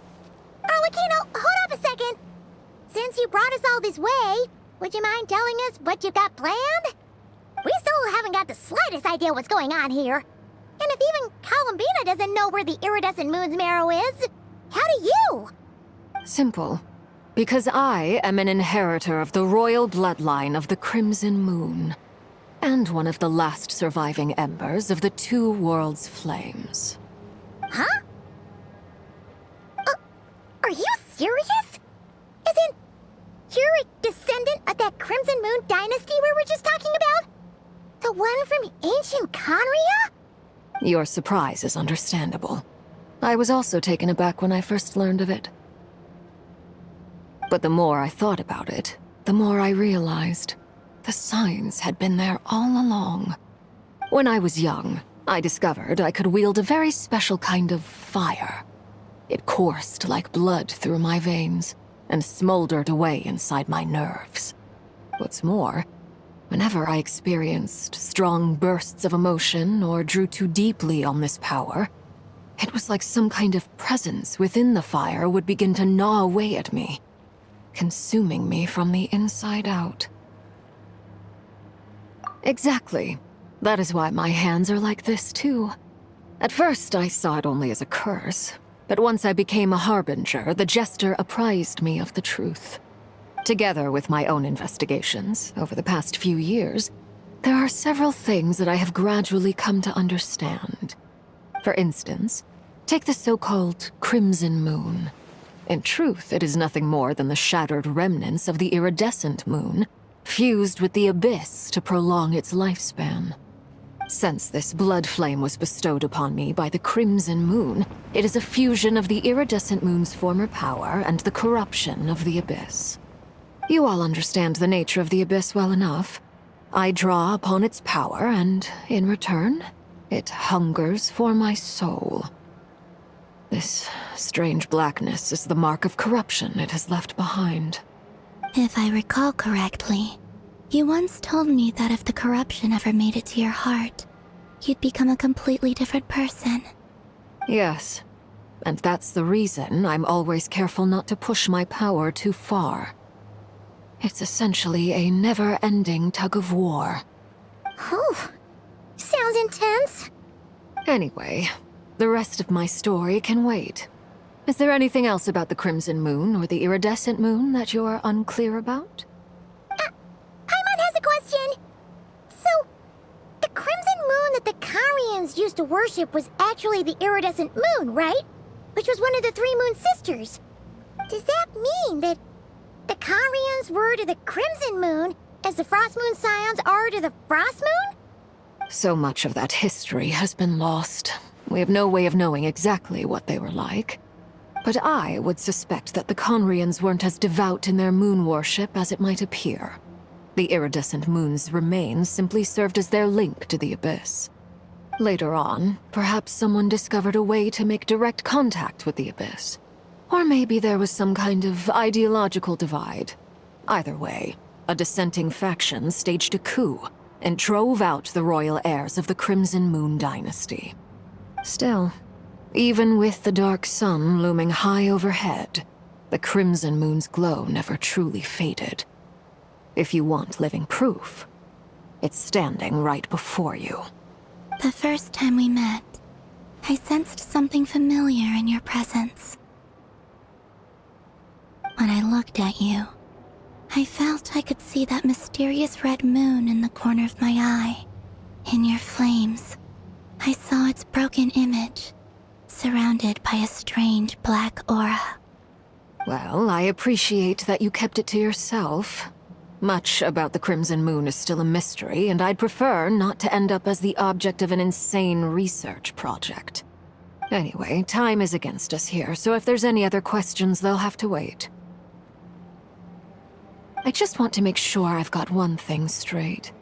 In her letter, Sandrone mentioned that since you are unable to contain the iridescent moon's marrow yourself, you intend to leave it in my custody. Correct? That's right. For now, it's the only way I can pay you back for your help. The iridescent moon is already part of who you are, so with its marrow in your possession, you'll be even more powerful than before. Deal. Then let's get started. Get what started? What does this place have to do with the Crimson Moon? When I first became a Harbinger, the Jester gave me a book called Paranhari, also known as Leobranto Inamorato. You should be able to buy a copy next time you're in Fontaine. It's a love story set in the Crimson Moon era, but setting aside the tangled romances of its characters, it also records a few interesting details. In the Crimson Moon era, or so the story goes, there was an orphanage that received children from beyond the bounds of this world, and subjected them to a peculiar induction ceremony. Beyond the bounds of this world? For real? And what kind of induction ceremony? The Crimson Moon sages looked beyond this world for beings with powers that surpassed the gods. But fearing they might lose control, they subjected these children to a process of refinement. They made these children crawl up a fireplace and kept asking them, "Have you died? Did you see it?" Until they finally admitted to having died and seen a crimson moon. The adults embraced the children who passed the ritual, telling them, "Within the fireplace, you have traversed the flames between two worlds. Here and now, you are born anew." The book leaves much unsaid, but I suspect that this was their way of branding the children they had enrolled, leaving an indelible mark upon them so that they would forever live in the Crimson Moon's light. That explains why I can't sense the Crimson Moon's marrow in this world. It makes sense that it would be sealed in a special space that can only be accessed temporarily through some kind of ritual. But there's no fireplace here. Do you see a chimney anywhere? Oh, are we supposed to build it ourselves?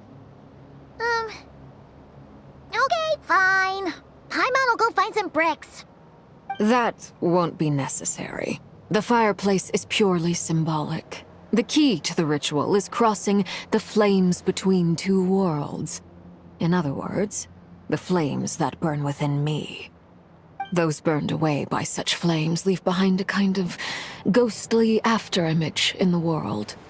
In the days of Conria, people believed they could be used to bridge the gap between the two worlds of life and death. In short, I can open a passage to that space for you. That's the easy part. The catch is I'll need to stay on this side to keep the passage open, so I won't be able to come with you. Once you're inside, you'll have to find your own way. Very well. Then I'll open it up. Traveler, spare me a little more moonlight if you would. I may need it.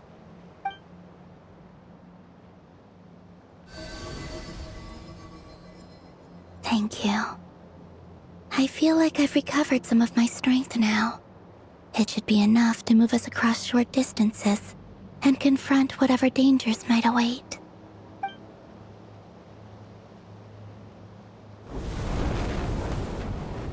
Mistress of the seven hues of ages past, great mother of the present, crimson-clad sovereign of the two realms, by fire severed, by fire renewed, I offer myself now and beseech your descent.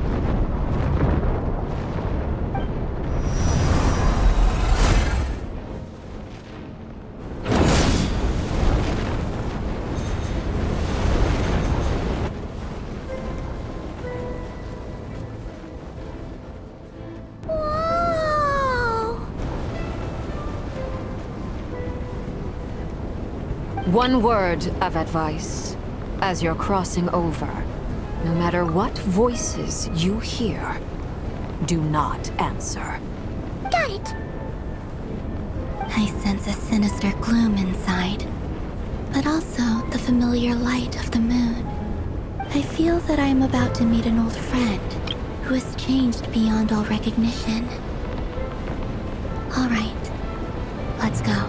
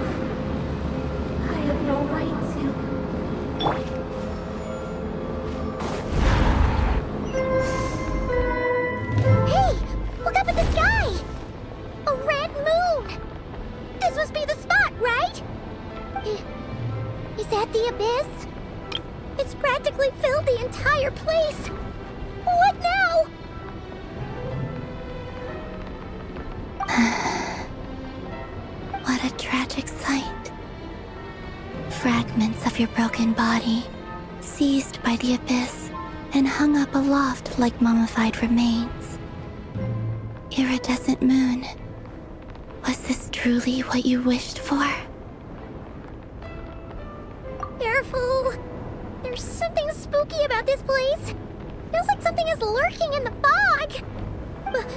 Paimon's right behind you. Whatever you do, don't run off without her.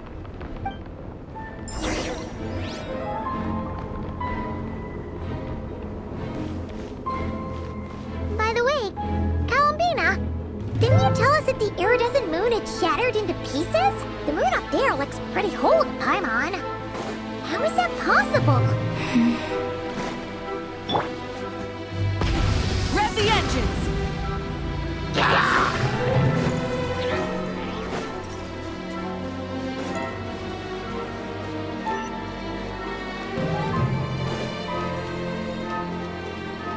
Just like I thought. It was only a facade.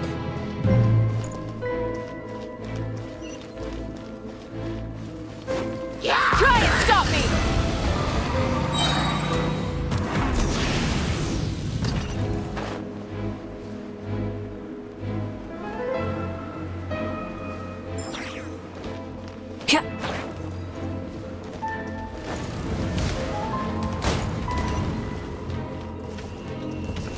Burn it down! The tides beckon. Settle down!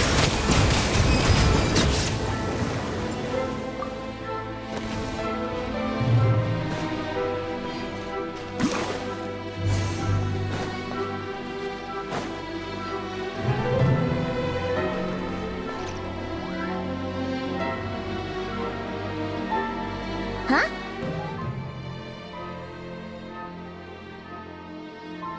Huh? For real? That's way too high! There's no way we'll be able to reach it! No. I'm not sensing anything up there. It's coming from under the mountain.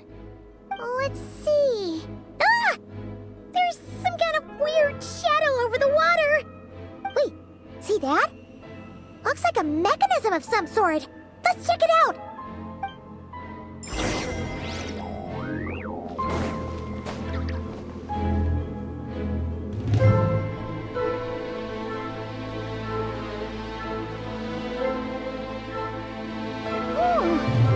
Looks like a device from the time of Kalia. Maybe people once came here to study the Crimson Moon's domain, and they left this behind. Oh, if we could activate it, it! We might find some clues!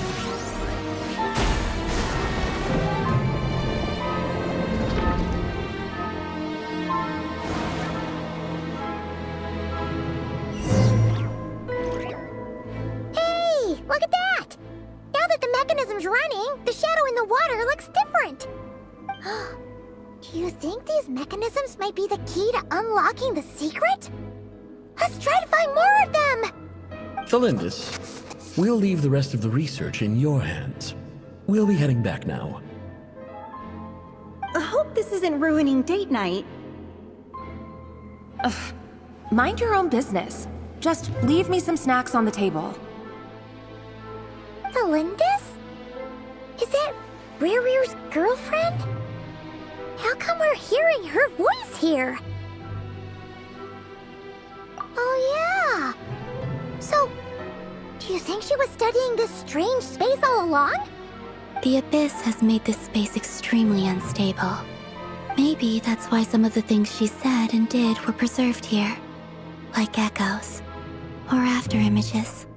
Whenever I see this view, it takes me back to a poem from my childhood. Waning moon, oh lifeless damsel, weeping on the mountain crest, mourning still in wistful tone, her fragile soul now laid to rest. For me, of all people, to be here investigating the mysteries of the Crimson Moon space, is it a coincidence or something more?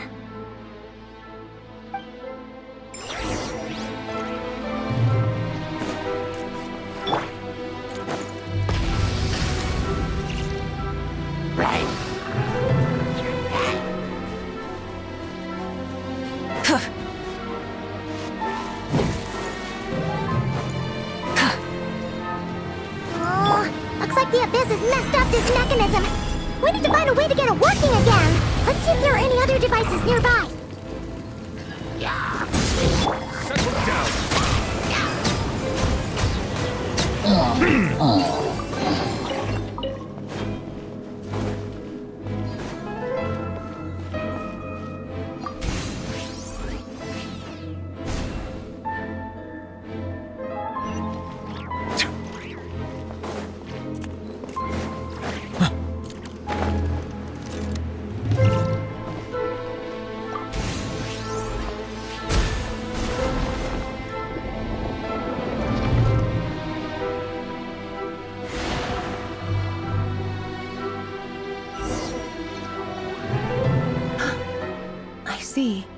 So the moon marrow, or rather the power of the 3 moons, is the key to unlocking.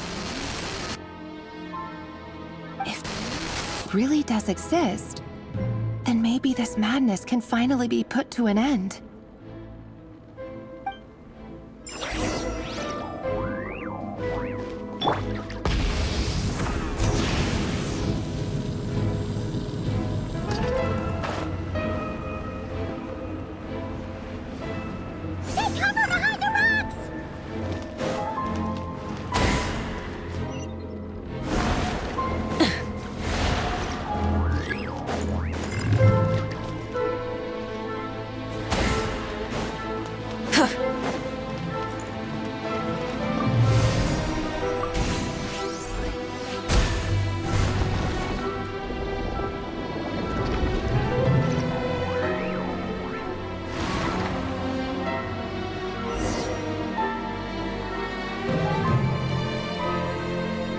With the Abyss inhibitors in place, I should be able to access the chamber with the moon marrow.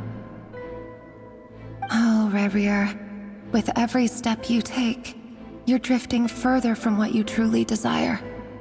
But you're not the root of the problem. Ever since that outsider set foot in Conria, the Vinster King has sunken deeper into madness. If only I could get my hands on that outsider.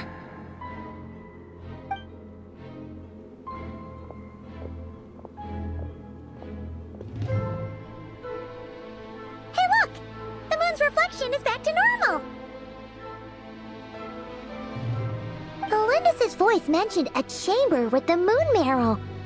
Do you think maybe it's hidden in the moon's reflection? It must be. For within it, I sense the fragile aura of a dying soul. Then there's no time to lose! Let's go!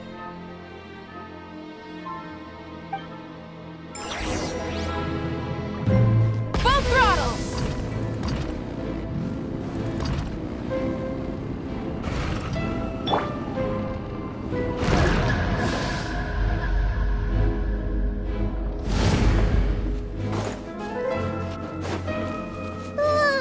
These things are so creepy!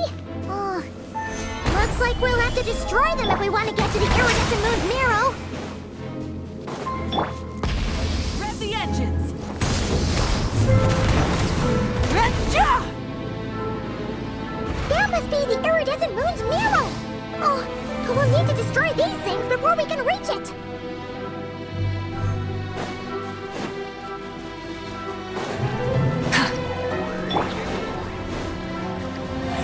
Solidify!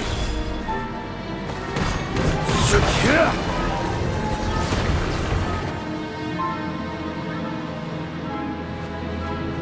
Try and stop me!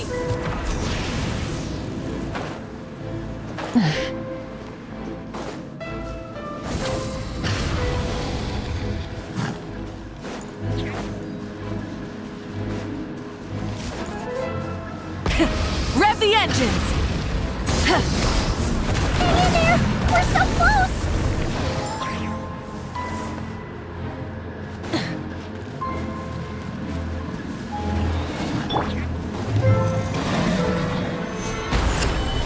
Settle down!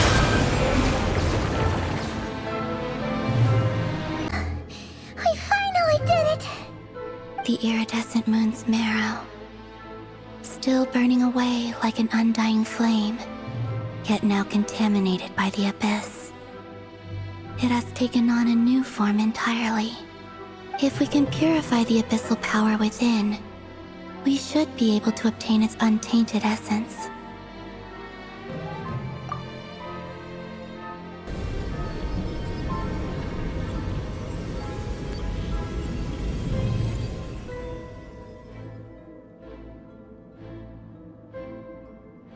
It's so cold.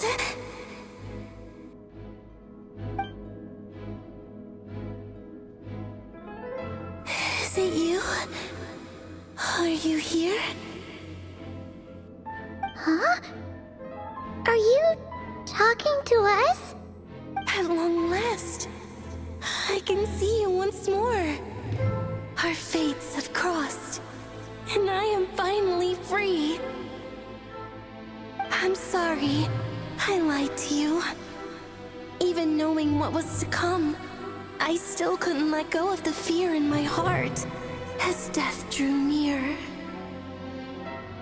The moment the moon shattered, my body began to split apart piece by piece. Like I was being cut into pieces by 1,000 blunt blades. My thoughts scattered as the cold crept in. But I could not bear to fade away like that. Tell me, what was it that brought you to us all that time ago? If only I had possessed your courage, then I might have been spared this torment more painful than death. You look so puzzled. That's how I felt too when I first saw you. But trust me when I say that everything happens for a reason. Farewell, Hypo.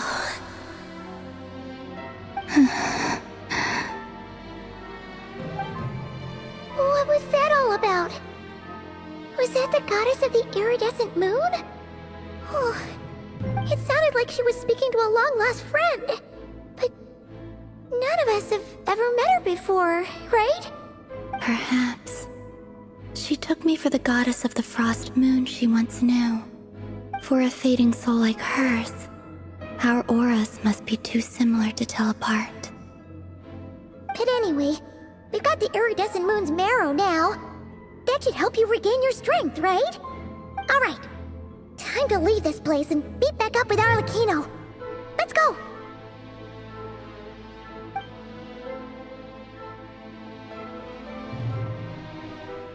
That's odd. This place looks different than when we came in. Waning moon, oh lifeless damsel.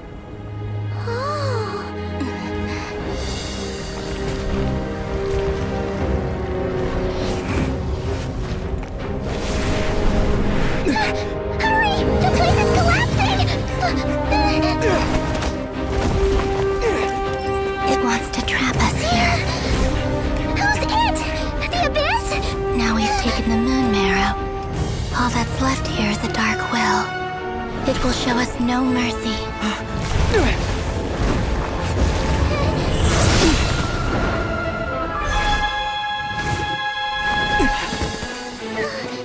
Give it back! The Crimson Moons! My marrow! My heart!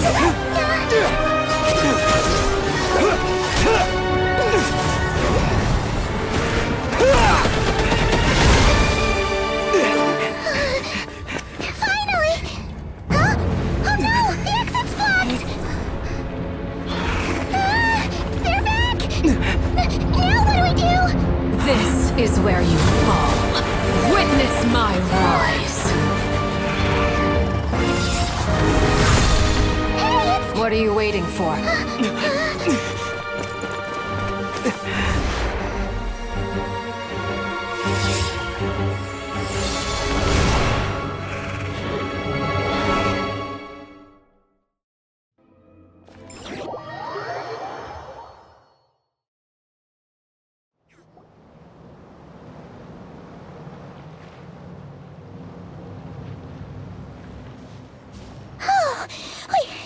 We made it! Was that you, Arlecchino? Did you save us? Wait, your hands! They're... Oh, this? Don't worry. It's a small price to pay. The Abyss wanted to trap you inside, and I defied its will by bringing you out. No wonder it's a little angry.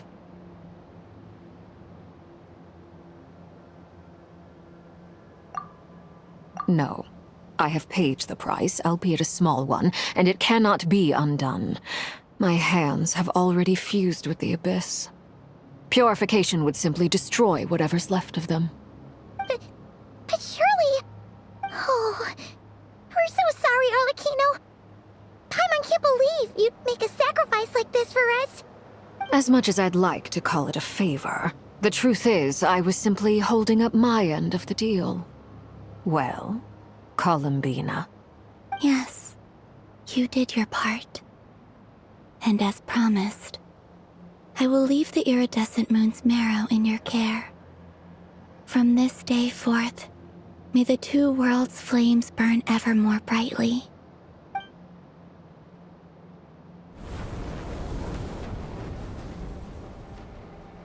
I'll take that as a blessing. Now, Columbina, give me your hand. Accept this moonlight I offer in return.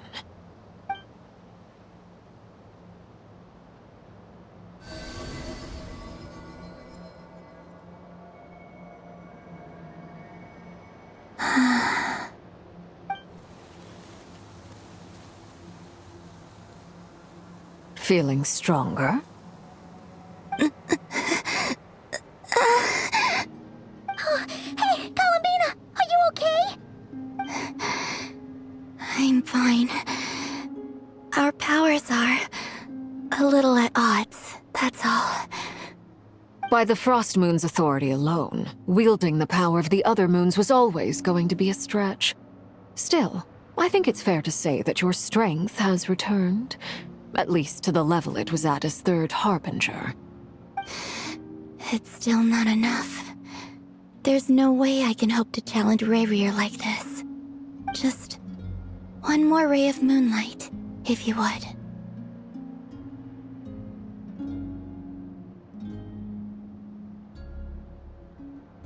It's okay. I can take it.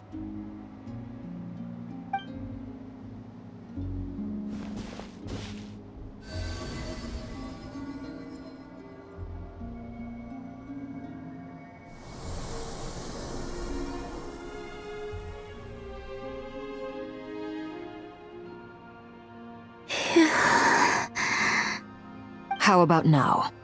Fighting fit? At the very least, I won't have to stay hidden like before.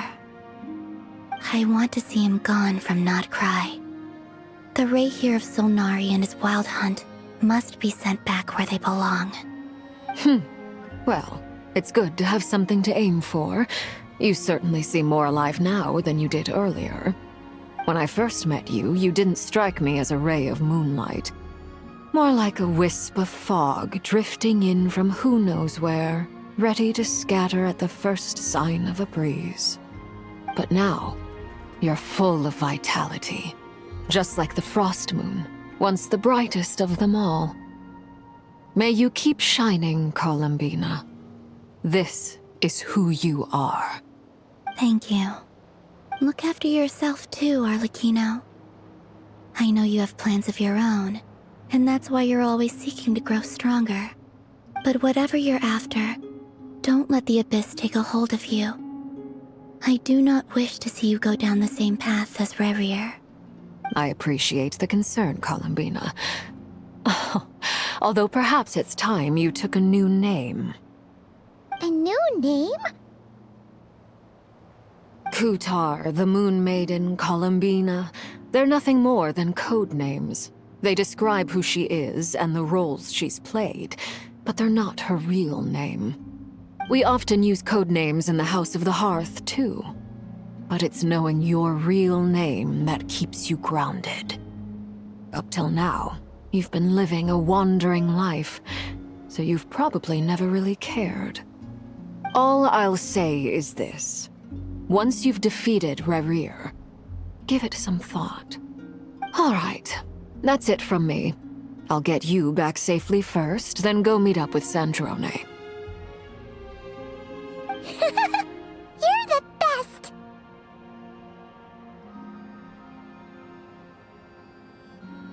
I appreciate the gesture. It speaks to your good character. Anyway, let's get going. There are more urgent things to do right now than trade compliments.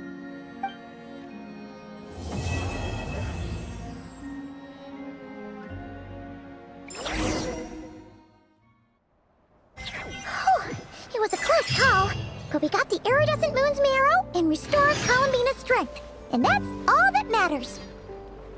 In other words, mission accomplished. Paimon wonders how everyone else is doing.